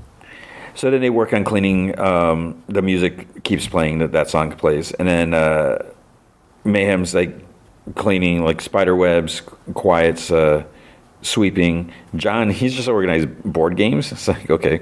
And then later, May's kind of like straightening up some bed sheets. John found a baseball and two gloves, and he smiles. She laughs, so they go outside. They see a bird's nest, they knock it down. And then I'm not really sure what happened here. May goes up to the nest and she grabs an egg, but then she starts chomping on it. So it doesn't really make sense. You can't chomp on an egg unless it's hard boiled, and that was so. Maybe it was, I don't know what it was. Then John and Quiet, they're going to Funky Town. They're in bed. May busts in because she found a bear trap, and then she starts screaming, covers her eyes. They start screaming. Okay, so get a lock on the door, do something. John finds more photos, and he looks at Krista as a kid. I think he put more up on the mantle because there's a bunch of pictures there. And then there's a fireplace is going. John and Quiet are teaching May to read. They're reading the Babysitter's Club book. Then John and May are by a lake. He's like teaching her fishing, like, talking about like not to pull too hard and stuff like that. Quiet's there just like offside, just like watching. And as John's explaining everything, and then Quiet shoots several times. And he's like, "What are you doing?" And she's like, "I'm fishing." But it's like, no, you're more like you're just wasted eight bullets. She shot like 8 times. And he says the maid to listen to him. He's like, "You can't shoot what you can't see." Then, of course, what does Quiet do? She pulls out a fish. She's like, "Got one." He's like, "That was a lucky shot." And he's like, "Meanwhile, Mayhem and I are going to fish the right way." She shoots 13 times. He's like, "Fine, I guess we're wasting ammo today." And then Mayhem's like, "Got one." And she's like, "Oh, headshot." And then the next scene, all 3 of them are shooting just way too many times. It's ridiculous. John cooks. Quiet calls out to May like loudly. She's like, "It's dinner's ready." And she's like, "In a minute." And Quiet's like, "We're not waiting for you." So it's kind of funny how there's like a typical family, I guess. Then May comes to the table. John asks how axe training is going. May says pretty good. She talks about like how she hit a can from I forget how far or something like that. As they're eating, she spits out like a bullet slug, which doesn't really make sense because you shoot a fish in the head or in the body. How are you going to get a slug? It's not hitting up against anything. I don't think that's how it works. Is it how it works? And bullets don't get smashed. I don't know. What do I know about guns? Then Quiet spits one out, and then she says John's. So I forget who said it. Someone, maybe it was Mayhem, said that John's doing the cooking from now on, and Quiet points out that Mayhem didn't mind her. I think it was a souffle or something like that. And John's like, "That's because she was stuffing it in her pocket and taking it out to the trash." And May's like, "Oh, you narc," and whatever like that. So then, they're just like kind of play fighting or whatever, bickering. The TV turns on and there's like static, and the radio kind of vibrates. So on the TV, there's like Calypso Media or something like some logo on the screen. And he's like, "Greetings to my local Twisted Metal viewers. I come to you with a heavy heart. Our country is still reeling from the senseless act of violence committed at my tournament. Hundreds of innocent insiders were brutally murdered. In response, the megacities have formed an alliance, the United Treaty of Insiders." And then it changes to like a UTI leader speaking. "We have conducted a thorough investigation and discovered the identity of the bombers. It was 2 competitors, John Doe and Quiet." Mayhem's like, "What?" Then the new scene cuts to Quiet, like saying her wish.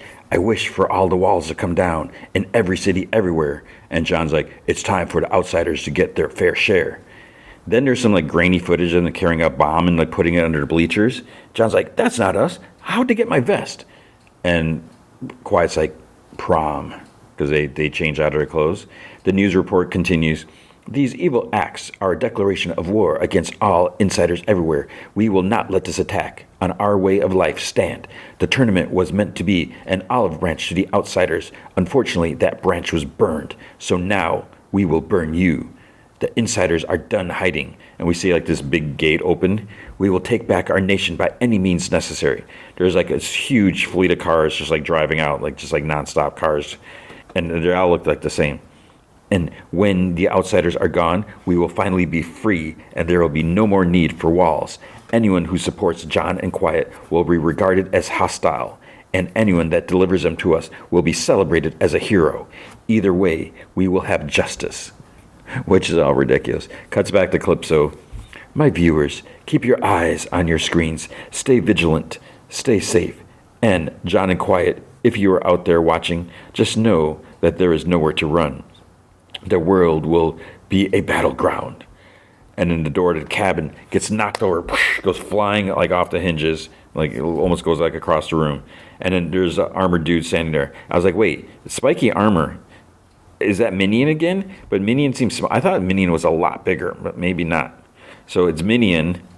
I think Mayhem's like, how the hell did it find us? So Minion walks in. They like scramble. Quiet grabs an axe from off a shelf, throws it. Minion catches it, flings it back, hits a Quiet in the shoulder. Then he like punches her. Mayhem grabs like a big knife from the kitchen out of like the butcher's block. John grabs a pistol from somewhere. He's like, touch her again. I'll show you what we do to fish around here. Which is stupid. Mayhem attacks from behind with a knife, and he just like knocks her down. The bullets aren't doing anything. John, all of a sudden, he's out of bullets, of course, and he just gives a big smile. He gets knocked into his old room. Minion grabs him, pins him against the wall, and like lifts him up. John's like trying to break free, and then he rips off Minion's helmet, and his eyes go wide, and he's like choking, and he's like, Krista? So she's been like, she's got some scars on her face and stuff like that. He's like, Krista, is that you? And a rough voice, you wish. And she like tosses him, but he landed on the bed, so he kind of like rolls off. He tries telling her it's okay, it's him. She's like, her brother. And he's like, do you remember me? And then like she swings at him. He's like, guess that's a no. So he puts some stuff in a pillow, and I don't know what it was, something heavy and hard. He throws it, hits her, he takes it, makes a second swing, but she grabs his wrist, pins him down onto the bed, and she punches him in the face like 4 times, and then he starts doing like the family secret whistle, and she stops punching, and her head like tilts because she recognizes it, I guess, and then he smacks her with the pillowcase, and she gets hit by a big bullet through the window. So someone's like sniping her because you see like a target. And John runs out of the room. Carissa lets out this big sharp scream. John goes out in the living room. Quiet's in pain. He tells Quiet May that they need to go. They need to get out of there. May's like, wait, where's Minion? And he's like, it's Krista. And she's like, what? And Quiet's like, Krista, what about Minion? And John's like, no, Krista is the Minion. And she walks out. He's like, see? Because she doesn't have her helmet on. Quiet's like, oh my God. Then the shooter walks in behind him. And I was like, wait, is that Stu? I was like, how can that be? He has some gear on. And he's like, come with me if you don't want to die. Quiet and May both are like, Stu? And John's like, it's like Stu 0.0. So he's like, go, I'll hold her off. Go, I say. And he's like, good night, Minion. And then, click, he's out of bullets. So John's like, my hero. So he grabs a rifle, uses like the stock to hit her in the gut, and then in the face. She grabs it before he can land a third hit and forces him across the room. She turns to Stu and the ladies, and then there's electrical humming intensifies, so she's about to zap or do something, but the energy circle on her back's like swirling. John slams a hatchet into that circle, and he's like, run! So she roars, she falls to her knees, and then he yanks out the axe, raises it over his head because he's about to deliver like a death blow or something like that. But then he stops because he has like flashes of memories from this season, like him and when he Krista found out she was his sister, and then she like screams, and he quietly he's like, sorry sis. He takes off, so he leaves her, leaves her alive. She gets up. And she locks eyes with John, and the ladies like they're back in the truck, and she just stands there like on the porch or whatever, just like staring and growling. So they drive, and Stu's like, I was up there in space all alone for months, but all that me time, it gave me time to work on me. It's like my whole life, it's been Mike and Stu, or Sweet Tooth and Stu. It's like I was done being someone else's sidekick. So I started working out, push-ups, biceps. I worked all the major muscles. I learned the mechanics of the pod. I timed the orbit to crash into the Great Lakes. And then I started making my way to the cabin. And John's like, how'd you know about the cabin? And Stu's like, are you kidding? You talked about it constantly. Everyone knew about it. We turned it into a drinking game. And then Mayhem like laughs. She's like, oh yeah. And then she clears her throat and gets like serious. And Stu's like, I drew a map from memory. And he's like, that cat is actually a horse. He's like, I'm bad at drawing horses. So John's like, unfudging believable. And he gets out of the truck. The others join him. And Quiet's like, so what's the plan? And Stu's like, the insiders declared war on the outsiders. We should join the fight. Mayhem's like, no, fudge that. We should run. And Quiet's like, Calypso blamed us for the bombing. There's a large target on our backs. There's nowhere safe to go to. And John's like, yeah, I'm not running anymore. And Quiet's like, why are you smiling? He's like, what? I always smile. She's like, not like that. That's I have a plan, but you're not going to like it kind of smile. He's like, this war between the outsiders and the insiders, it's a game. It's rigged. The deck will always be stacked against people like us unless we take down the dealer. Quiet's like, oh my God, you're not serious? He's like, oh, I'm serious. And Stu's like, wait, I'm not following. And Mayhem's like, me neither. John's like, I'm going to kill Calypso. He started this whole war, and he changed my sister. Quiet's like, I don't think she's your sister anymore. She's a minion, or he's like, it doesn't matter what she calls herself, or the fact that she looks at me like I'm a stranger. She's still my sister. Chris is in there. The way I see it, we take out Calypso, we get our lives back, and we might get her back too. So Mayhem clears her throat. She's like, so you want to travel across a war zone and hunt down the most dangerous man alive? And she's like, yeah, I'm in. Stu's like, did you miss the part where Calypso sent me to space and it fully reanimated your sister's corpse? She's like, he's right. We're going to need help. John's like, we don't need help. We need cars. And then Disarmed by Smashing Pumpkin plays into the credits. So is that it? That is not it. There is a mid-credit scene. Sweet Tooth is still being dragged, and then he wakes up and groans. He's like, I gotta say, that was the best night's sleep I've had in years. We see he's being dragged by a taxi, so he stops it by standing up and pulling on a chain. He's like, all right, fellas, best untie me before I hammer throw your poopy little car into that river over there. And the guy's like, no can do, pal. We got strict orders to bring your butt in chains. He's like, oh yeah? From who? And the guy's like, your pops. His Holiness saw you fight in a tournament. He's real impressed with what's become of his legacy. And Sweet Tooth's like, Daddy? So the car drives, and he gets pulled, and he starts jogging after the car. Then there's a sign on the side of the road. It says, now entering Eastern. There's it's a lot, some says painted over, spray painted or whatever. So it says, now entering the Eastern sovereignty governed by, I think it was Pope Charlie Kane or something like that. And that's it. Is that it? That's not it. End credit scene. There's a drive-in. There's some echoing screams, and we see like a shot of a tank, like an aquarium, whatever experiment. And that was it. So I don't know if that means Axel's coming back. Is he still alive? So that is it. That is it. No more. It is over. Season 2 is over. Does that mean the show is over?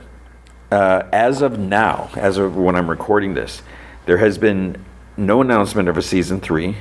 And if this ended at the end of August, so now we're October, so I don't know when they would announce it. I don't know how, I don't really know what Peacock numbers are and how it works and stuff like that, but it has high Rotten Tomato scores, critic and audience. So even though I do not hear anyone talk about the show, whenever I look up news online, I never see really anything about this, because I think that's what happens when you crank out a show, you drop all the episodes, no one reports on it. So because of the ratings, I'm assuming people like it. I don't know. So I hope that there is enough viewers and the high ratings that we would get more. Apparently the showrunner, so while nothing is confirmed, the showrunner said that they have some plans for a season 3 and a season 4, at least. So we'll have to wait and see. I hope so. I wouldn't mind seeing more, because I found it enjoyable. It's kind of interesting just seeing just how this world gets laid out. And with this ending, I mean, this is a sucky ending for John and Quiet and Mayhem. But I'm curious, where is this going to go next? So hopefully we'll find out. All right, and now Peacemaker, season 2, episode 7, Like a Keith in the Night. So I guess this is the penultimate episode. Is there 8 episodes? So I think the 8th episode, which is available now, I think it's the 57-minute episode or something like that.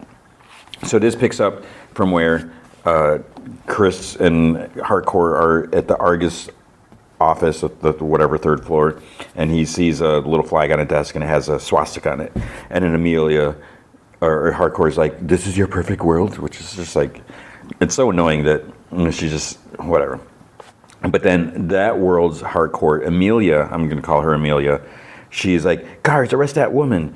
And hardcore being hardcore, she's still being annoying and accusatory. I can't believe you didn't realize you were in a Nazi world. It's just like, and Chris is like, come on. He's like, how was I supposed to notice that? And then she's like, because of the copies of Mein Kampf on every desk. He's like, you think I'd be this buff if I looked at books? And I mean, we didn't see it. I didn't notice it. I don't know if they could be seen, but we don't see that. And she's like, or the giant fudging mural of Hitler. And they showed us an entire wall has that. So, okay, that he should have noticed. We never saw that wall. He's like, fudge, how did I miss that? And then the guard's like, ma'am, please put your hands above your head. And then Amelia is like, Chris, what are you doing? Get away from her.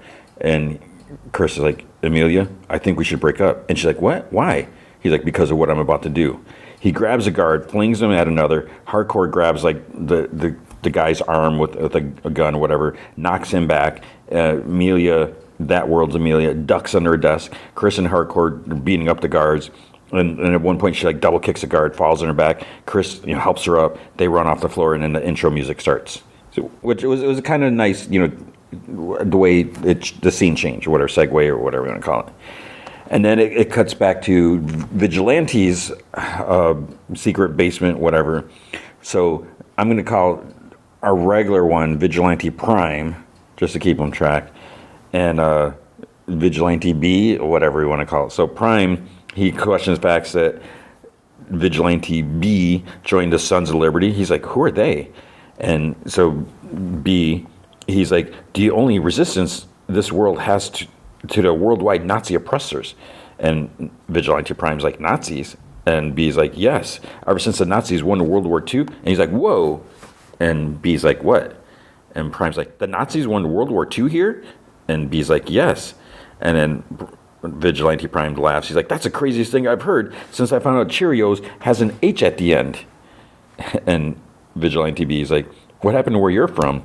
So where this is going, right? He's like, Cheerios ends with an O, how it's supposed to be. So Vigilante B is like, no, I mean with the Nazis. And he's like, oh yeah, the Americans won. I don't know who they teamed up with, but I'm like 99% sure it wasn't the Nazis. So then Vigilante B, he's like, oh, you must live in like a utopia. I mean, anything anyone has here is at the expense of those who are considered outsiders, forced to toil away in camps their entire lives. And Vigilante Prime's like, well, that's whack. And Vigilante Prime's like I couldn't just stand by and watch it happening without trying to make a difference. Vigilante Prime's like, that's how I feel like when somebody does graffiti. That's not yours to draw on. Vigilante B's like, that seems a little different. And Vigilante Prime's like, I just remembered something. I came here with a person who's technically black. And Vigilante B is like, technically? Like, you can't tell? And Vigilante Prime's like, no, you can fully tell. That was like one of the first things I noticed about her. And Vigilante B is like, poop. It's like, we better go. It's like, now, if they find your friend, you will never see her again. So we see Adebayo, she's still running from like Keith and the rest of the neighborhood, whatever. And Keith, he answers his phone. It's his dad. He's like, I'm in the middle of something. And Augie's like, drop it. It's like, this is more important. He's like, I'll tell you when you get here. And we see Economos is like tied to a chair. So Adebayo, she's running down the road, they're on the street. She gets cut off a pickup truck. There was like some good old boys or whatever in there. So she turns, she cuts through like a yard. She hops this like black iron fence or whatever. And there's a pool there. So what is, I don't understand the reasoning for this. She jumps in the pool. The people running after her, they follow, they hop over the fence. They jump in the pool after her. And she's like kind of swimming across. And as she reaches the other side of the pool, she looks up. There's someone standing there. It's Judo Master. So he extends his hand to help her out. And then he has like two like live cables. Like, and he's like, zippity zap, witches. He doesn't say witches. And then sticks them in the pool. Electrocutes all the knuckleheads that actually followed her into the pool. Why would you do that when you could just like walk around the pool? It's like, where's she going to go? And then there's like a shot of like a floating croc with like a swastika on there. And in Adebayo, she's surprised to see Judo Master, and he helps her up again. He's like, let's go. And they like run off. So Chris and Hardcore reach the lobby. There's two guards with guns. They're yelling like, put your hands in your head. Or all stuff like that. Behind them, there's like three more. So then Chris tells Hardcore to wrap her arms around him. And of course she questions. She's like, what? And he's like, just do it. She does it. He presses his chest emblem and his jetpack comes out. And that was the problem when he fought the Peacemaker from this world. And that's what ended up being the downfall of that guy. So they smash through the front glass, and then they like smack the ground and then slam into a car across the street. And he took most of it, but she like yells at him. She's got some cut, like her head's there's blood on her, like her temples and stuff like that. And she like yells at him. And again, F-bombs, like every single time someone speaks, every single line has an F-bomb in it. And so she's just like, what the fudge, Chris? We went through glass. And he's like, I was aiming for the door. I just haven't learned how to adjust it for carrying someone. And he's like, how big is the door back to our world? And she's like, I don't know why. He's like, I want to bring my peace cycle with me. So he wants to bring the big motorcycle. It's like, okay, priorities, right? So guards come out, like yell and for them to stop. They start riding off, and then they're like shooting as they drive away. So it's like, okay, they could have easily been hit, but they got lucky. Keith arrives home, and Augie's like, he's in the kitchen. So he sees Economos and asks, he's like, who the fudge is that? And so he lies. Economos is like, oh, I'm just a casual thief who made up some poop because I was stabbed. He's like, nothing I said was true. And Augie, he's like, you didn't make anything up. And John's like, you're like a human lie detector. So Augie takes Keith into the other room. He's like, we got problems. He's like, your brother, Keith, I think he's dead. And Keith's like, I just saw him at Argus. And Augie's like, that ain't your brother. It's like, we've been wondering why he's been acting so weird lately. It's because he came through at a library. And Keith's like, no, that's not possible, Dad. And Augie's like, Keith, I never talked to you boys about this, but I saw my own doppelganger in there years ago, and there was something not right about him, something cruel, like he came from a world that was a dark version of ours, which is kind of ironic considering what we now know about this world. But that being said, the Augie from Maine, the world, wasn't a nice guy. So Eagly walks in the kitchen, and John's like, Eagly. He's like, look what they did. He's like, get them, kill them, Eagly, go. Eagly just like walks off. He's like, okay, is he gonna go after him? Augie says to Keith, like, they need to get him before the authorities do, because if he tells anyone that they have a dimensional portal in their house, they're fudged. So everything they've worked for is over. He's like, I'll kill him. And Augie's like, we got to find him first. And then Keith's like, it's Amelia too. She's not herself. And he's like, I saw her this morning standing there in the bedroom talking to herself. She was wearing pants. Augie's like, pants? And Keith's like, I've known that girl for 10 years. I've never seen her wear pants. It's like, there was something off about her the whole time. She never heard of Halloween. Augie's like, that ain't possible. And he's like, yeah. So Augie's like, okay, however many there are, then we got to round them all up, and you got to keep your head on straight. It's like, you were always the son that can do that. Don't let me down, okay? So let's go suit up. So we see Judo Master and Adebayo. They enter a house, and she's like, what is this place? And he says that the owner's out of town, so he took it. He found a couple other places, but this one had the most snacks. And then he says that he follows Peacemaker into this dimension. He got trapped. So he's like, do you know the code to get back out? And she's like, I guess I should, but no. It's like, people with me do. And then she's like, why'd you save me? He actually like hands her a blanket because she's cold from being wet in the pool. And he's like, didn't seem like a fair fight. He's like, that was the most people I ever killed in a swimming pool with a telephone wire. And she's like, yeah? She's like, what was the second most amount of people you ever killed in a swimming pool with a telephone wire? And he's like, 4. He answers like right away. Like, doesn't even think about it. And then he's like, remember that time you tasered me like 1,000 times? And she's like, yeah, sorry. And he shrugs, whatever. He liked everything. John sees Augie and Keith like leaving. Eagly comes back with a string. And again, here's like, oh, get ready for the humor. Because he's like, no, I don't want a piece of string. You thought I want a piece of string? No, I want you to beat up those guys so they don't kill us all. Maybe you could get me a knife. And Eagly just like walks away. Then looks back. John's like, you are so unbelievably fudging selfish, Eagly. But maybe if we would have fed him bologna or something, because Adebayo fed him. She, Adebayo asks, she's like, what's up with this place? And she's like, I went for a walk, and Judah Master says, like, oh, Nazis won World War II. He's like, I've been reading all the history and those books on the bookshelf. And he's like, you don't want to be a minority here, or gay, or Buddhist, or anything I am, really. And also, Cheetos with an H at the end, he's like, aren't nearly as good. And she's like, Jesus Christ. And Judah Master's like, him, they love. And she's like, so what the fuck should we do now? And he's like, wait for nightfall. Then we try to sneak back to the mansion, find your friends, and get out of this fudged up dimension. And she's like, yeah. And he's like, you play Scrabble? It's called Scrabble here. And she's like, that's random. He's like, none of this poop makes sense. And then they sit down and play Scrabble. Oh. Chris and Hardcore still on the bike. There's like a cheesy song playing. And then 3 cop cars come up behind them. Chris just casually looks in the mirror. Hardcore, she isn't worried at all about them shooting or ramming them or anything like that. And she puts her head on his back.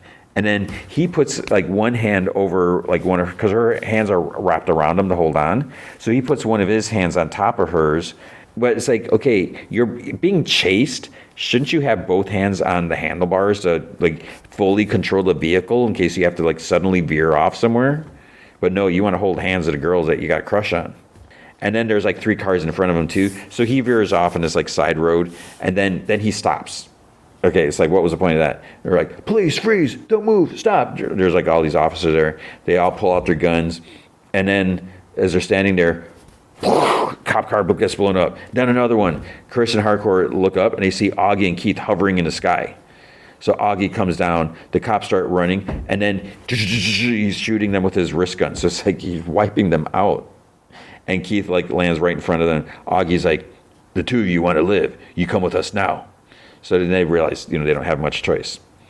Meanwhile, back at Prime World, whatever you want to call it, Rick Flag and Bordeaux, they enter his big empty room to see that the guy Lex sent them to, Sidney Happersan, he's like the scientist guy. He's in Prison Oranges. Rick says that he's a MIT super genius. He literally wrote the book on dimensional interconnectivity, then threw it all away to come work with Luthor. And then she's like, this is Lex Luthor's communication hub where he fought Superman. And Rick's like, yeah. Then the guy's like, yeah, this was my bay. We got juice in here? And someone says that they're plugged in and ready to go. He's like, so you want me to find rifts? And Rick's like, that's right. Luthor said you could scan and track down dimensional portals with this baby. And the guy's like, portals? And Rick's like, yeah. He's like, yeah, probably. And Rick's like, good. And the guy's like, okay, well, why should I? And Rick's like, what? And he's like, do I get like time off my sentence or something? And Rick's like, no. Then the guy's like, well, then I don't mean to be antagonistic, but what's my reason for helping you? And Rick's like, I don't know, Happersan. Luthor said just tell him to just do it and that you would do it. I can go back and tell him that his boy, let him down. And he's like, no, I was just asking. Was there some particular area you wanted me to scan? So Rick's like, start with Washington State and go from there. And he's like, okay, there. And Rick's like, there what? He's like, I have a ping, Washington State in Evergreen. He's like, that is an open portal, and it's not our tech. It's different. Ours always had a wobble, an unstable connection. We can never keep it open for more than a few minutes without it, collecting dimensional detritus and everything collapsing. But this one, it seems secure. And Rick's like, fudge, yes. And he's like, Smiley, this other agent. He's like, get a printout on this to Fleury. Tell him to hurry to that location. He's like, good job. Good fudging job, Happersan. He's like, thank you. He's like, I may keep you around. And then Flag and Bordeaux walk away. And he's like, I think we finally got this fudger. Adebayo's talking about Kia not accepting her dreams. What kind of partner is she? Because she's crushing her. And Judo Master's like, maybe you can't accept her dreams. And Adebayo's like, what? He's like, you said that her dream was for the 2 of you to own a pet store. Can you accept that? So who's crushing who? And she's like, I can't believe Chris thought this was a good dimension. And he's like, Judo Master's like, for that piece of poop, maybe it is. And she's like, he ain't a piece of poop. And like, all this stuff like that. Then she comments on his musical taste that she says he always felt the same. And she starts talking about Hanoi Rocks. And so it's like, okay, here we go. Lessons on the cool music. I've actually heard of Hanoi Rocks, and yeah, they're good. She says that the music is like, Chris, she's talking about Hanoi Rocks and explaining it to Judo Master because he's never listened to him. She's like, you just have to have an open mind to get past the cheesy parts. Beneath that, Chris is like the sweetest guy. And then she's like, he's my best friend, so I can't just sit here and let you malign him, even though you saved my life. And Judo Master's like, if he's so awesome, why'd he move to Nazi world? She's like, I didn't say he was smart. And Judo Master chuckles. He's like, I'm sure he didn't even notice. And the sad part is, I'm not so sure Nazi world is as different from our own world as we wish it was. And Judo Master's like, damn straight. And she's like, man, if I would have known you was this cool, I never would have tasered you. And he's like, quit trying to change the subject from me winning this game by a lot. And she's like, fudge, I suck at Scrabble. Ho, ho, ho, right? But at least the Judo Master laughs. And then he gets up, peeks through the curtains, like he says, darkness is here. So it's nighttime, they have to go. Chris and Hardcore arrive at the mansion with Keith and Augie. They see John, and he apologizes, says that he was fudging stabbed in the hand. And again, F-bomb every single time. He's like, I mean, wait, I don't know these people. Who's that girl? What's this weird costume he's wearing? And Augie's like, all right, you. He's like, what the fudge is going on here? Chris says to just let them go, that he has nothing to do with this. Hardcore says that they're not leaving without him. And Augie says to explain how he got here. Chris said that he just stumbled here by chance, that he just wanted to look around. He never wanted to hurt anyone. He was drunk. He freaked out. Augie interrupts and he says that things that was the same and that things was different. And Chris is like, yeah. So I went outside for some air, and that's when Keith drove up. And he's like, my brother died when I was a kid, okay? He was my best friend. I just want to see how he would have turned out. And Augie's like, and my other son, Chris, how did you come across him? So Chris is like, I was in his bedroom, and he snuck up behind me. He had a gun pointed at the back of my head. So he was ready to shoot. I acted on instinct, and I stopped him, and I ran. I was trying to leave. I didn't want to kill him. Keith's like, but you did. You fudging killed my brother. And Augie's like, Chris, pull it back now. You promised me. And Chris is like, I'm sorry. He's like, fudge you. This doesn't stand, Dad. And he's like, Keith, stop it. So Chris is like, look, he was on top of me, all right? I saw this thruster on the front of his costume, and I just hit it, and he flew off, all right? He flew up into some protuberance jutting out of the cook. And Augie's like, so that was an accident. And Keith's like, fudge that. And then Augie's like, why'd you come back here? And Chris is like, I wanted to feel what it felt like to have a family. And Augie's like, he's like, you, Amelia Jr.? He's like, how many more are in your party? Before she can answer, there's a knock on the door. So Augie goes to answer. So it's Larry Fitzgibbon, Evergreen PD, along with some officers. So he apologizes, says that he's like, I'm a big fan. He's like, is your son here? And Augie's like, no, he ain't here, sorry. And goes to close the door. But then Fitzgibbon puts his hand, stops the door from shutting. He's like, I'm really sorry, sir, but would it be okay if we came and took a look around? And Augie's like, you wanted to look around in my house? He's like, sir, your son was involved in some violence down at Argus today, and not long after, he was at least in the vicinity when 15 officers lost their lives. And Augie's like, yeah, sorry, but I can't let you in. And he's like, come on, it's just a matter of time. It won't take long until the judge issues us a warrant, and then we're going to be right back. Augie's like, then kid, get your warrant. And the detective, he's like, well, if your son is innocent, wouldn't it just be better? He's like, I never said he was innocent. And he like steps closer. He's like, but he ain't here. So you're not coming into my house. Now get off my porch. All of you, get back up off my property and into the street. So he closes the door. They start to leave, and across the way, like in the bushes or whatever, like Judo Master and Adebayo are watching. And she's like, how are we going to get past all that? And then someone calls her name. It's both vigilantes. And she's like, what the fudge? He's like, hey, don't worry, it's me. And this is the other me. And the other vigilante's like, hey, nice to meet you. And she's like, uh-huh. And he's like, what are you with this guy for? I hate this fudging guy, this little guy. And Judo Master's like, you hate me because I fudged you up?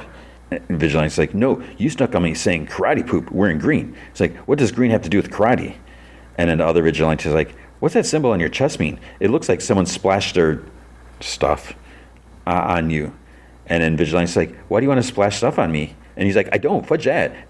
That isn't what I meant. Yeah, and if he did, it probably would be as a joke anyways. And he's like, you fudge? And then Adebayo's like, all right, Vig. He's like, calm down. And he's like, okay, I will try to get over it for your sake. And the other vigilante's like, yeah, me too. And she's like, okay. And then Vigilante's like, hey, Ads, guess which one of us is me and which one is alternate world me? And she's like, the one that is talking is you. He's like, fudge, that's right. And the other one's like, she had a 50-50 chance though. And then he's like, hey, Ads, his favorite Pokemon is also Infernal. She's like, that's something I don't care about. And he's like, what are the chances? And then the other one's like, you forgot to tell her that we came to save her. And main vigilante is like, yeah, you're right. He's like, Nazis took over this world, so we came to save you. And she's like, great, I'm saved. How are we going to get in the house? Other vigilante's like, let's kill the cops. And main vigilante's like, such a good idea, let's kill the cops. And Judo Master's like, I'm cool with killing the cops. And Adebayo's like, fudge me, can we just sneak in first? And both vigilantes are like, I guess. Augie says, that doesn't answer the question. How many more of you came through that door? Hardcore's like, and what I'm saying is, why the fudge should we tell you? And Augie's like, well, we saved your life. Shouldn't we get some credit for that? She's like, you saved our lives by murdering a couple dozen innocent people? And he's like, cops around here ain't innocent, girly. Far from it. That's the first thing you got to learn about this place. She's like, well, there's two more besides us. Keith says, is one of them a black woman? And she's like, why? He's like, I saw her. I was chasing her. And Augie's like, why were you doing that? Or no, he says, why the fudge were you doing that, Keith? Keith's like, I thought she got out, Dad. And Augie's like, that's not what we're supposed to do. Jesus, haven't you boys ever learned anything? And then Chris is like, that woman is my best friend. I'm not going to let anything happen to her. Augie's like, I didn't say anything was going to happen to her. And then to Keith, he's like, did the girl get away? And he's like, neighborhood threads said she did. Yeah. Augie's like, okay then. We're going to wait here a bit until your friends come back. And when they do, you're all going to go through that door and back where you belong. You're never going to return here, ever. You understand? Because I'm changing that fudging keypad. And Keith's like, no fudging way, Dad. He's like, Keith? He's like, this mother trucker killed Chris, my brother, your son. He's not just walking out of here scot-free. Augie's like, Keith, you know what Chris was like. He's like, I don't know, Dad. What was he like? He's like, I love that boy. It doesn't sound like you did, Dad. He's like, I loved him. You know that. But he had issues. He was out of control. Always. The drugs, the violence. He's like, he was a good person underneath it all. You know that. And Augie's like, yeah, maybe. I know I loved him. I know that. But I also believe this kid when he said he didn't purposely try to murder him. And he's like, they fudging killed him. So, of course, then John needs to interrupt and, say that he wasn't part of what happened. And they're just like, really? He says, like, shut up, Economos. And Augie's like, Keith, revenge isn't going to bring your brother back. Then Hardcore's like, and it's like, okay, do you really need to say that? She's like, awfully generous for a Nazi. It's like, that is not helping things. And Augie's like, don't call me that. And she's like, don't call you a Nazi? And he's like, I didn't create the problems in my world, Missy. I don't agree with them. I applaud you if your world is perfect and you fight every injustice you ever see. Is that what you do? And she's like, quiet. And he's like, unfortunately, I haven't got the strength for that. I fight the madmen, the murderers, and monsters in front of me because that's all I can control. And at the end of my life, when I stand in judgment before God, I hope that he knows that I did the best I could and I left this world a better place than when I came. Then Chris sees Vigilante about to jump through the window behind Augie, but before he can say anything, knocks Augie down and starts stabbing him over and over in the neck. Other Vigilante busts in. Keith, like, he shoots, but then there's like this massive explosion. What's the name of the detective outside? He's like, that's our cause to enter. So Keith goes to his dad. He's like, what did you do? He's like, what did you bring here? He's like, what is wrong with you? And John's like, I don't think he was a Nazi. And then Hardcore's like, Chris, come on. It's like, he had an economist all tied up. Adebayo's like, we have to go. And Chris is like, he wasn't a Nazi. Hardcore's like, everyone back to the trophy room now. Economos yells, like, hey, what about me, you bastards? Because he's still tied up in his chair, got knocked over. So Adebayo and Judo Master are like dragging him. Cops bust in. That detective dude's like, police, everyone on the ground.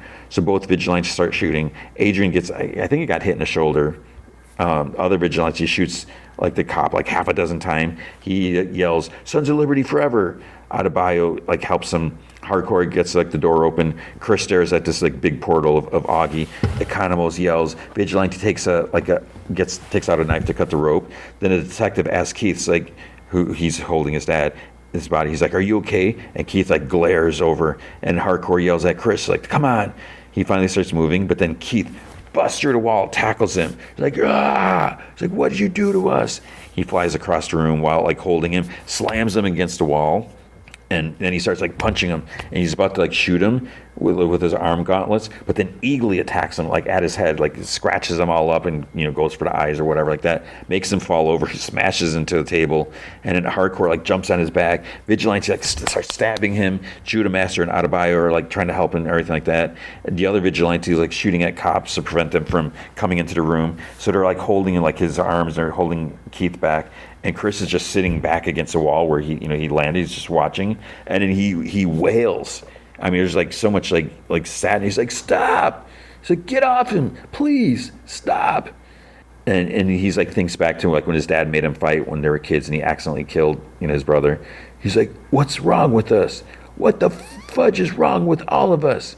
And they all like stare at him, and he looks at Keith. He's like, "I'm sorry. I'm so fudging sorry." And he thinks back to his dad, when he was a kid, calling him a piece of poop because he killed his brother. And then he thinks about like when he shot his dad in the head, last season.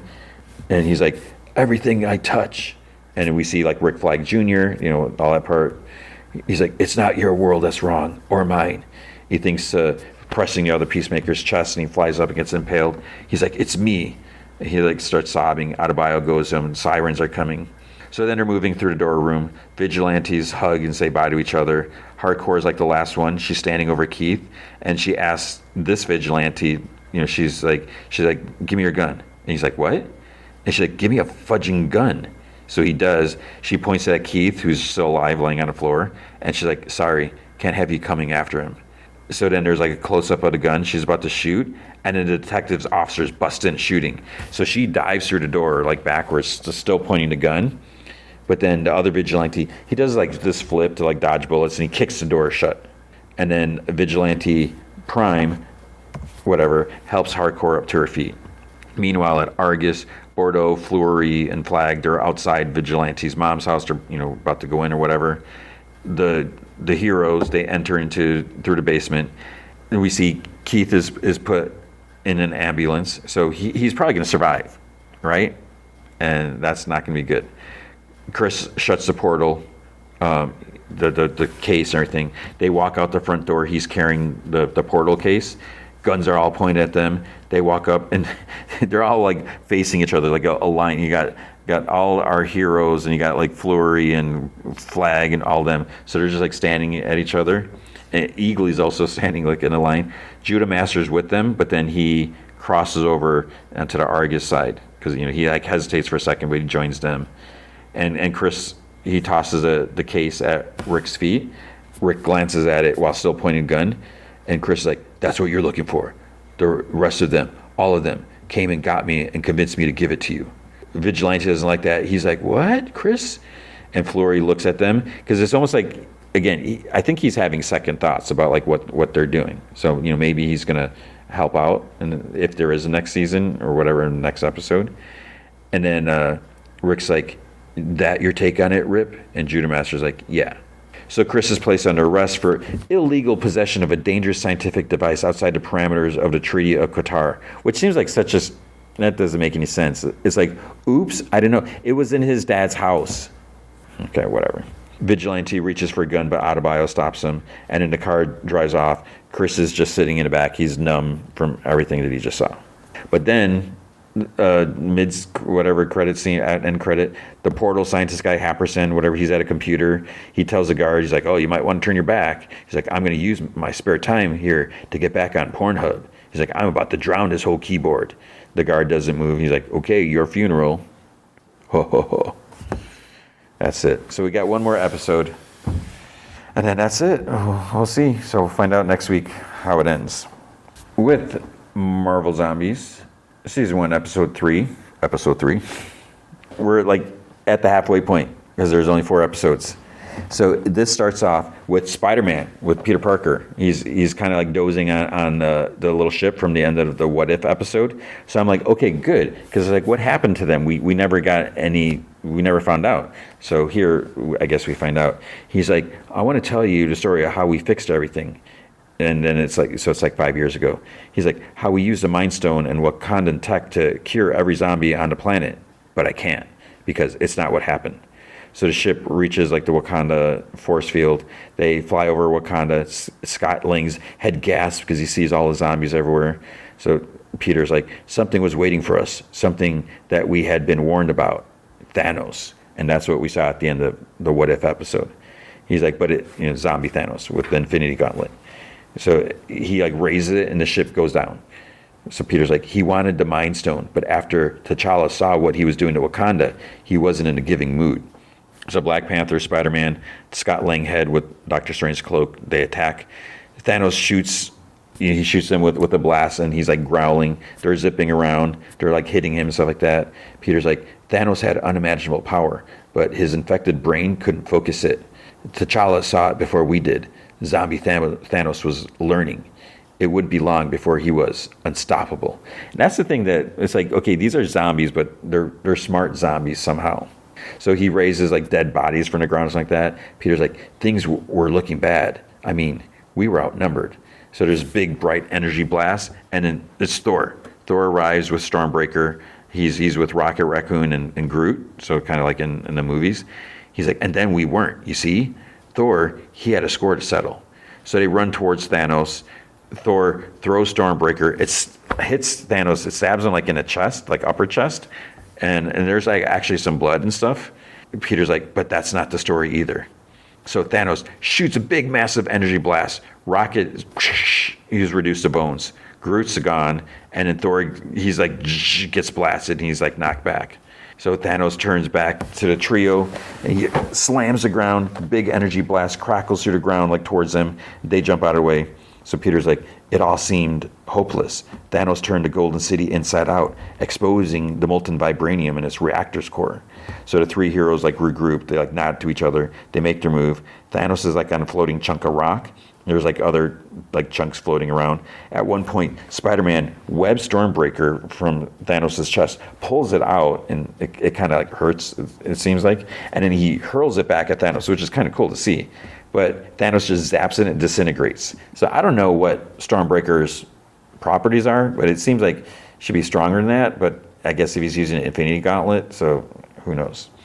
Then at the same time, Spider-Man webs two big rocks like above, pulls them down, slams them down on Thanos, and he just like smashes into the ground. But obviously that's not going to stop him. Because you see like his gauntleted hand like, break up through like the rocks. And Scott seems like surprised. It's like, really, dude? T'Challa leaps and looks at Spidey. Spidey throws the Mind Stone to him, but then Thanos is about to zap T'Challa, but he manages to give him like a big solid uppercut. Hits him like several more times, gives him like another uppercut, but then Thanos looks at like the gauntlet and he delivers a blow that looks like it's just like just energy blast. Looks like something from like Marvel versus Capcom. It's just like ridiculous, like all these colors and everything like that. And then he kind of falls back. As he's like falling, Black Panther reaches for the Mind Stone because it fell out of his hand. He's about to grab it. He's about to close his hand around it, but then Thanos like teleports it to him. So again, a lot of brains for a zombie, that he can do all this stuff. And so he has the stone. He places it by the zombie. Chink, falls into place.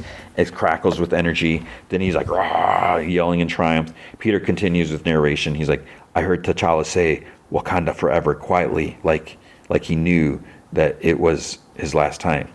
Black Panther charges. He's got some like purple energy, whatever, that's stuff pulsing from his suit. He slams his palm against like Thanos' chest. They go falling like over into the vibranium core. And Peter's like, T'Challa saved the universe, every single one of us. And zombie Thanos like screaming as he falls. And then like the gauntlet disintegrates, I guess. And Peter's like, we thought it was over. Huge blast of energy rises out of the hole. He's like, it wasn't.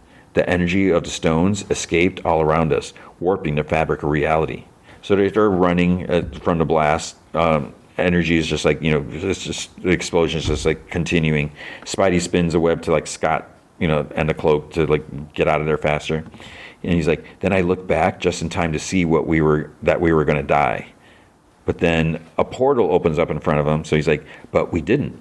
Next thing, we were falling through a magic portal, rescued by the friendly sorcerers at Kamar Taj. And he's like, just like you. 3 people come up and say, story time's over. That, because she's on the move. One of the 3 is a lady. She's like, the Queen of the Dead has made her plans to increase her strength. This bearded dude, he almost looks like bearded like Chris Evans, but obviously it's not. He's like, she is almost amassed enough power to march on Paris. The guy in the middle, I think he has like a bull's head or something like that. And I don't know if we're supposed to know who he is. I don't remember. I don't know. He's like, and this time she marches with an army by her side. Scott asks if they're ready to fight. And the one guy's, the middle guy, he's like, yes, but we're not going to face them alone. In the morning, we see the survivors from the last episode, Kamala and Shang-Chi and all them. Their escape pod like washes up on shore. So they all start to exit. Zemo throws up from being seasick. And someone, I don't know if it's Shang-Chi or Woot, are like, oh, now you're sick?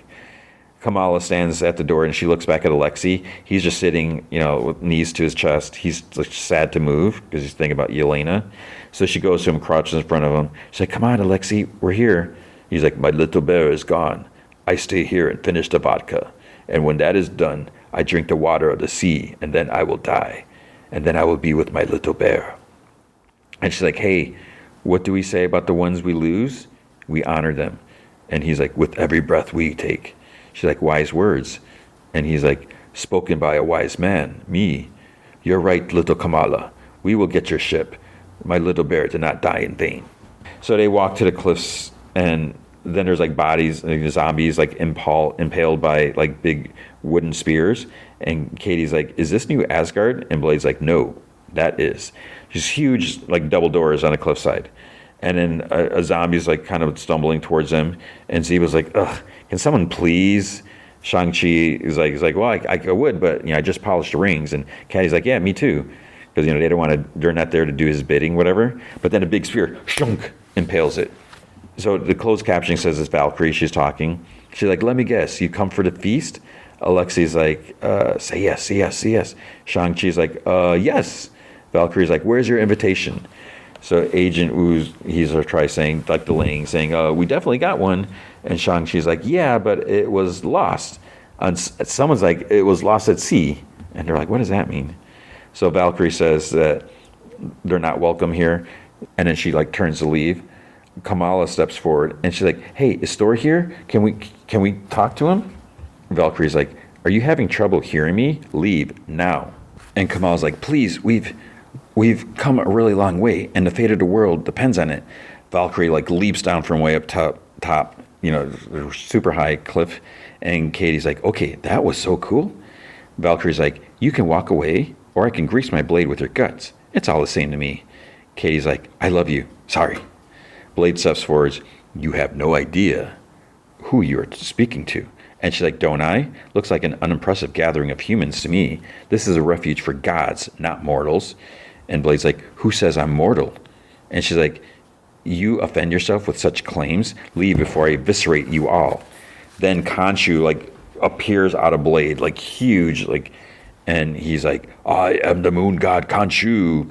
So I get really big. Has the world changed so much that the Asgardians no longer recognize my deity? And she's like, Khonshu, and she like laughs. Like, my God, you little bird head bastard. How have you been, man? So back by the mortals, Katie's like, sorry, who's she talking to? Alexei's like, maybe his imaginary friend is real, because they don't see Khonshu. And Shang-Chi's like, yeah, I mean, at this point, why not? Zemo sighs, whatever, because he's just like doesn't care about anything. Valkyrie tells Khonshu's like, yes, come on, bring your friends. Open the gates. Blade says over his shoulder to the others, like, you're welcome. And don't touch anything.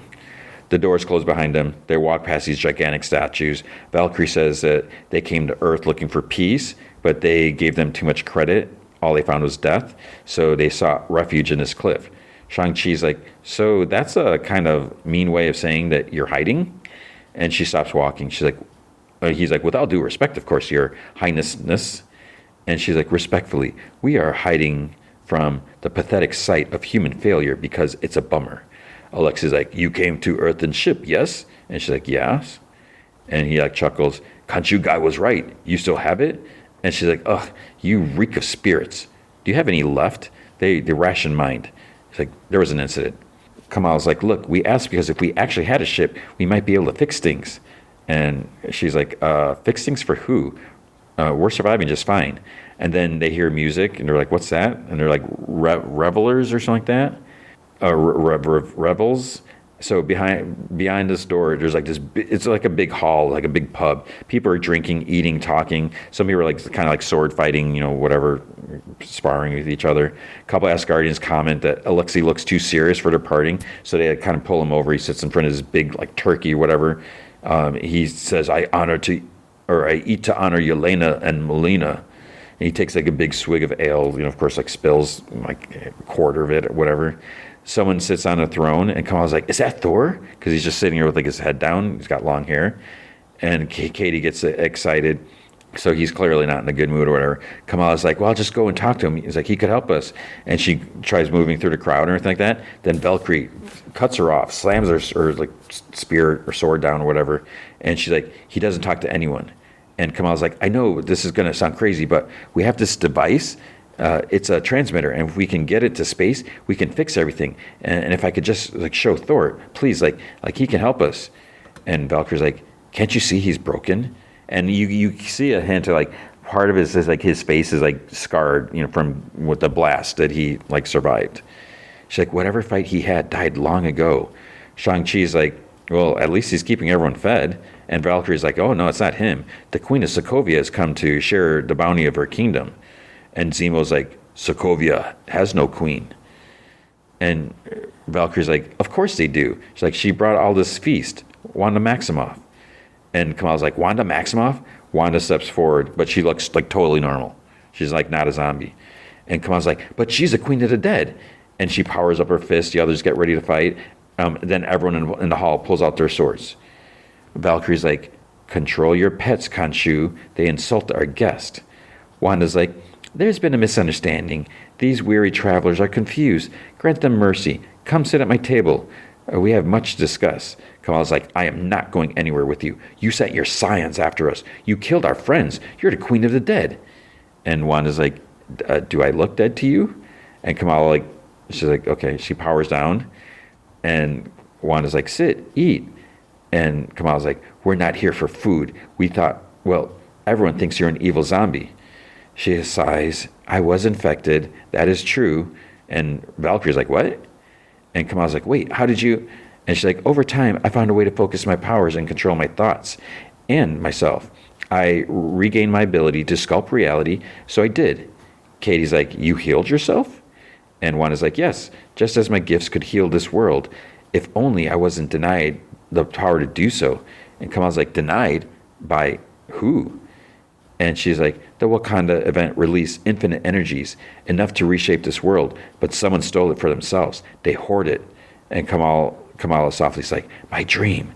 And Wanda's like, yes, you saw him in your dream. You felt his power. I can't defeat him on my own. I need an army, soldiers with the strength of gods. Then some Asgardians start coughing like while eating. Valkyrie hisses. She's like, betrayer, betrayer. So she moves to stab Wanda, but is overcome by red energy, and she's lifted in the air. Wanda glares at her, and she's like, Thor, wake up, we need you. Kamala's like, what did you do? And Wanda's like, I'm sorry, I had no choice. So she moves her hand, and red energy washes over the entire hall. The food is revealed to be zombie parts or decaying food.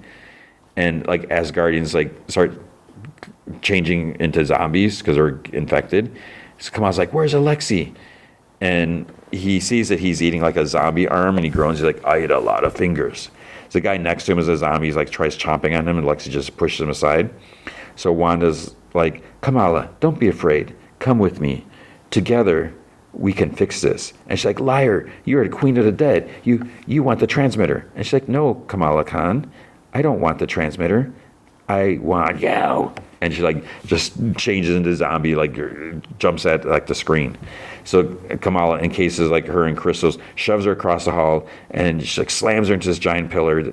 So that frees Valkyrie from the spell holding her. She recovers her spear just in time to stab like a zombie that's like lunging for her. Alexei starts fighting a bunch of zombies. Valkyrie asks Blade how come Khonshu didn't give him a heads up about the zombie food, and Blade said, Khonshu doesn't tell me everything. Zemo says that he deeply regrets meeting all of them. Then an Asgardian zombie thrusts his fist through Zemo's back, like holding in his heart. And so Zemo's dead.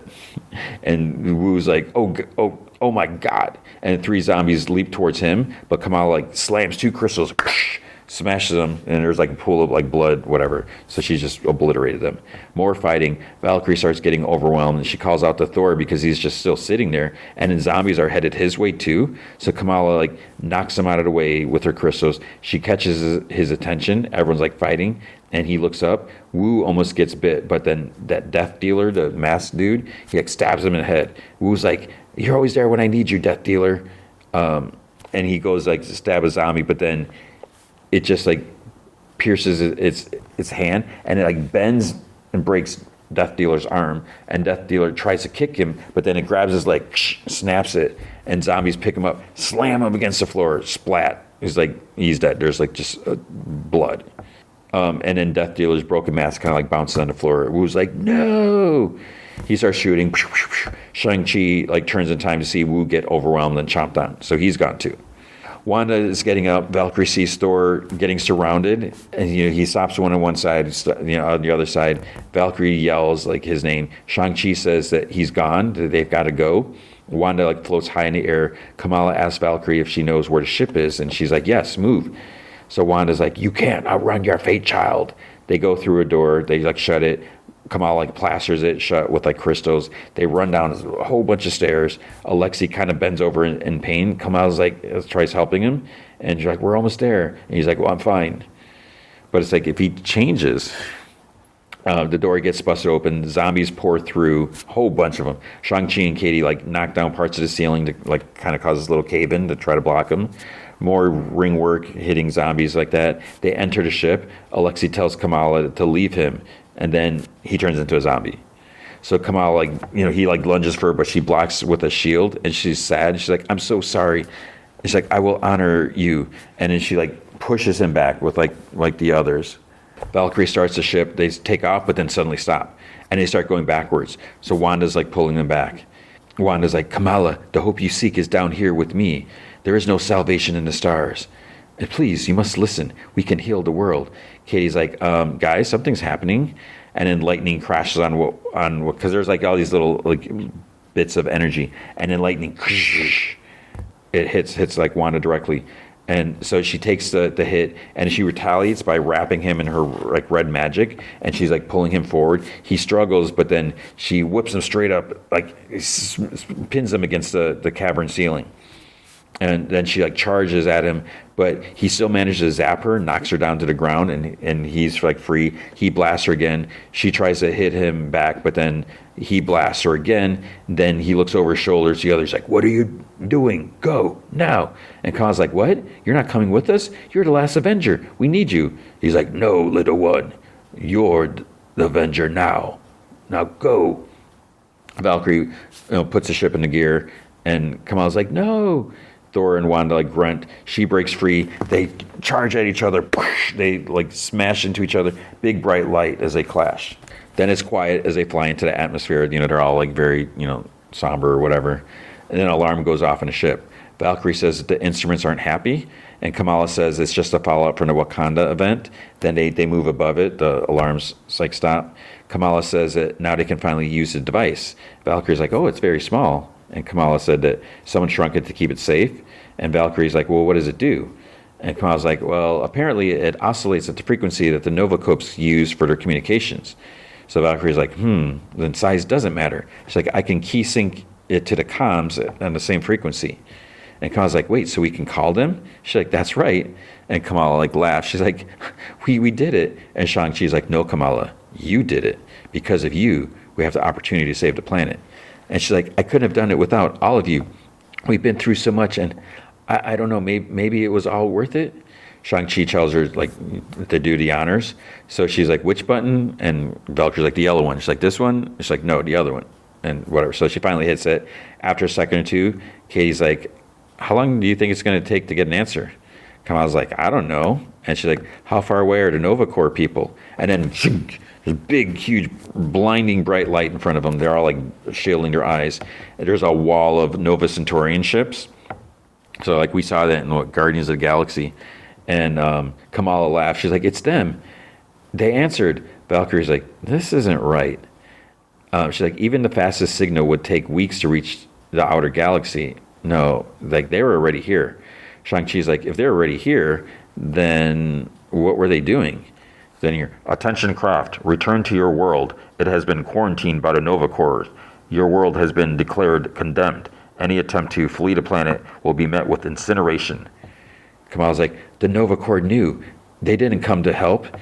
Return to the surface or be destroyed. You have 10 seconds to comply. Shang-Chi's like, they were never going to help us. They came to make sure no one leaves. 5 seconds. 4, 3, 2, 1. Kamala gasps and ended the episode. So they're going to die. Who's going to be left? So we got one episode left.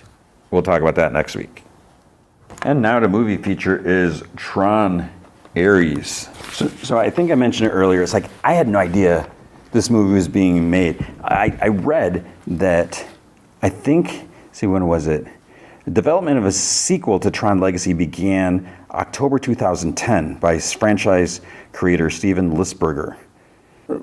March 2017, Walt Disney Pictures shifted plans towards a soft reboot with Leto playing a new character.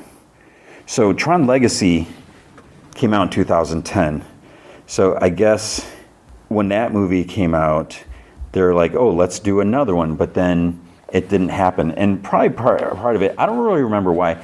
I guess it just didn't do well. So backing up, when Tron first came out, I mean, it's very dated when you watch it now. You know, even it still looks a little cheesy, but it was cool at the time and everything.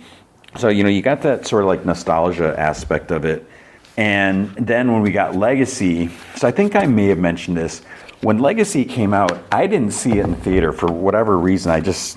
Even though Tron was like such a cool thing, you know, the light bikes and everything, I just didn't go and see it. And then I finally saw it. I was like, this is kind of neat. And I think it's just the idea that really got to me. I wanted to watch it again before the movie came out. I didn't get a chance, but I watched it within the last like 5 years or so. And I was like, there's some cool things to this. And when I heard that there's another Tron movie come out, at first I'm like, Jared Leto's in it. I was like, how's that going to be? Because, you know, it feels like some people just aren't too crazy about him. So I was like, is that the best move? But he was actually, I didn't mind him in this. I actually kind of liked him. And when I heard about this movie, I'm like, what? Another Tron movie? I was like, what is this even about? And then it came out of nowhere. What's interesting about this, you know, they have Gillian Anderson. She plays the son of like the bad guy from the first one, and then Evan Peters is like her son. The inclusion of Gillian Anderson seemed weird because she didn't really have a huge role. It's like that seems a little weird, but I guess maybe it's an important role. And really, this is about, you know, you got this. There's this code, this permanence code. So basically, these corporate or these, you know, what technology companies, you know, AI, whatever they are, they're able to create things digitally, but they don't last long. So there's this like permanence code apparently that will cause them to stick around. Because like right now they can only make it last for 29 minutes. And so this is like the big thing. So then Eve Kim, you know, she's a NCOM CEO. She wants to, you know, continue her sister's work because her sister was like on the verge of finding something, but then, you know, she's no longer there. And, you know, she wants to find a code. And Evan Peters, he's a CEO of Dillinger Systems. So he's like the maniacal evil mustache twirling villain, and he's like the villain where he will do anything to get what he wants for the sake of his company, because he took over CEO after Gillian Anderson. She let him whatever take over. And like at one point, there's like some big like gaming event that NCOM's like doing, and so he like hacks into their system. So basically, this guy has no scruples. He wants to go in there and he's to steal whatever data he can, because he's trying to get this code. Like if they know anything about it, so they can use it. So it's like you're gonna basically lie and cheat. He has this big. Basically, what he shows. Like some army, like just like whatever, like weapons companies or people, army people, that you can make weapons and soldiers, and no lives will be lost. So he makes some like these like kind of Tron tanks. They're not Tron tanks, but these digital tanks. Makes digital soldiers. And one of them, we saw him. I feel like I'm just jumping all over. He creates Jared Leto as like the master. What was he, master something? And so he does like all this training. So he's like the head of security basically. And so like they can go out and they can fight, and they're completely expendable, because if they die, they can just make another. And Jared Leto kind of hears this. Ares. He's Ares, and he kind of makes a note of it, even though he's just a program. Then all the people leave, and then the 29 minutes come up, and then they all like everything like disintegrates. So basically, Evan Peters, he's making all these plans with the board and generals or whatever. He doesn't tell them this important piece of information. So again, this is how shady this guy is. So what it comes down to is once he discovers that Eve, she obviously is going to find the code. He's going to do whatever it takes to stop her and get it. And he brings Jared Leto and this other program, Athena, and I think one more, to go after her and do all this. And it gets crazy. They're like fighting in the city and causing destruction. There's like the red bikes that you see and the posters and everything like that, and they can make red walls if they turn that on, and cars are like smashing into it, and there's like all this destruction is happening, but he doesn't care because he's just going all out. So for me, the problem was that the villain, he was just so ridiculous, just so over the top, and maybe that's realistic, but it's just like, come on, that's just way too much. So there's parts of the movie, it felt like it just kind of dragged, but there were some cool parts. Like some of the fighting scenes were cool, some of hand to hand, and obviously seeing the different ships and weapons, and I will say that like seeing them come out into the real world, it was cool because it was different from the first two movies. The first two movies is like humans going into the video game world or the grid or whatever you want to say. But now we got the opposites, where we're actually having light bikes and stuff in the real world. So that is like weird and different. And that was kind of cool. I appreciate that. There was a part also where Ares goes back and he kind of goes more into like the Tron world. So it's like old school. And that was like a nice callback and everything like that. Also, I love the fact that Ares was a fan of Depeche Mode. I just can't get enough. He's like really into the 80s for some reason. So there's a part where they're in this car chase and they're playing I Just Can't Get Enough. And speaking of music, the Nine Inch Nails soundtrack, that was a great hearing it playing in the theater sound system, just really loud, and they set the tone just right. We didn't have Daft Punk because they're no longer, together. Nine Inch Nails is great. Trent Reznor, him and Atticus, they've done a lot of movie soundtracks. It's weird that Nine Inch Nails did the soundtrack and not Trent Reznor and Atticus. They've done all this stuff together. But both Atticus and Trent Reznor, I think they're F1 pilots. You see in the credits. So we have all that. I mean, the music is great. There's a lot of cool scenes, cool fighting, and everything. The story is fine, but yeah, it's just there's something in the middle. It felt like it dragged on, and just the villain, that was the main thing that bothered me. It was a bit much. So yeah, I mean, I really wanted to like it more. I didn't hate it, but Yeah, there's something about it. I don't know what it is, but there's something that I just find appealing about this whole franchise, even though I don't absolutely love the movies. And I ordered the first two movies on 4K, the Steelbooks. Something happened with the order, even though I pre-ordered them. They're supposed to come out, I think it's September. I only received the original one on Steelbook. I still haven't gotten Legacy. I'm supposed to get the Legacy between October 8th and the 21st, which obviously it's after October 8th. So this whole, I've mentioned this here and there, the whole Steelbook thing is such a nightmare. I haven't mentioned it, this is totally off topic. I just got my Superman Steelbook last week, even though I pre-ordered it the day before Superman came out. But there was a glitch in Walmart's pre-order system, because when they put these pre-orders out, I shouldn't be talking about this now. I'm definitely going to talk about this. I probably should do a video for it. But there's a glitch, it seems, that when they do these pre-orders, they're like, they don't know when the release date is. They're like, release date to be determined. They'll put like June 2026. So then once they get the date and they have like a second round of pre-orders, people that ordered those, they've received theirs right away. And then mine was like stuck in limbo forever. But that's a whole other thing. So I that's why I didn't rewatch Tron and Tron Legacy, because I wanted to watch them on 4K, even though I'm sure they're on Disney Plus. But yeah, so I wanted to like this more. And it had, as uncertain as I was about Jared Leto, he like I said, he was decent and he was good in this. I liked it. I wouldn't mind seeing more. I would watch another movie. I don't know how this will do in the box office. Let's see. I saw some things.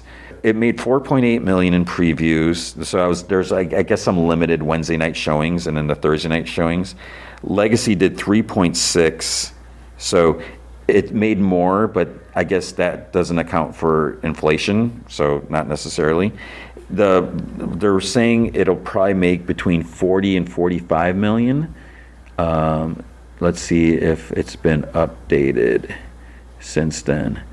4.8, 40, 45 million. Yeah, so for a total of 85 to 95 million worldwide, maybe, for opening weekend.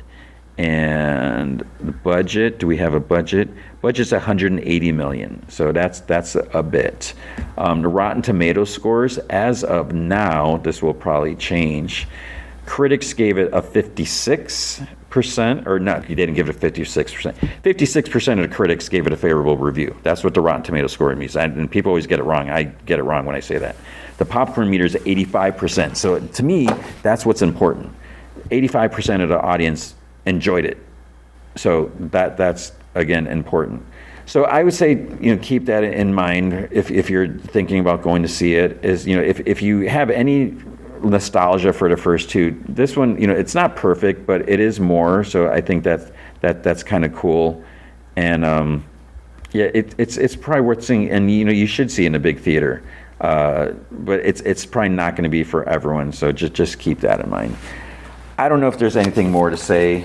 I don't just want to ramble, and I do want to kind of see if I can keep this episode a little shorter. So I think that's going to be it. Like if there was I haven't seen any pre-sale orders for it, because Disney doesn't necessarily put them out right away. If they put a pre-sale for Steelbook, I would get it right away, for sure. Even though I didn't love the movie, I would watch it again. And I hope that they do, because I would like to have it with my other two if I do get Legacy and Steelbook. So I think you should watch it if you are a fan. I mean, if you're a super fan of the franchise, maybe you're a little let down, but I think it's worth watching. And it's worth listening to, just like this podcast was worth listening to. But we have reached the end. So thank you for listening. So big thanks to Andrew Loken. He is a big supporter of the show. You can be a supporter by going to patreon.com/gmanfromheck. Any amount you can commit to will be awesome. If you commit at the Rick Jones tier or higher, you get access to the Secret Podcast from Heck, which is an additional 30 minutes of podcast entertainment every single week. I just did a couple Off Mind episodes, and I mentioned this before, I really want to try to do another one, but I need to think of a topic ASAP. So if not an Off Mind episode, it'll be some other comic look back, so we'll see. But if you can't commit to a monthly commitment, you can also help out by going to coffee.com/gmanfromheck, and you can buy me a virtual cup of coffee or two. It's ko-fi.com/gmanfromheck. So what is going to happen next week? The movie feature is Black Phone 2. I saw, I don't know if it was Bloody Disgusting. Someone's like, best horror movie of the year. I'm surprised because I was like, I don't know how this movie is going to be because it doesn't seem like it needed a sequel. When I was like, how are they going to do it? And it's like, is it going to go to Freddy Krueger? I have no idea. So we'll see about that. And then as far as TV, I don't know. I'm trying to think when it doesn't start up this week. So we're going to have Marvel Zombies, Peacemaker.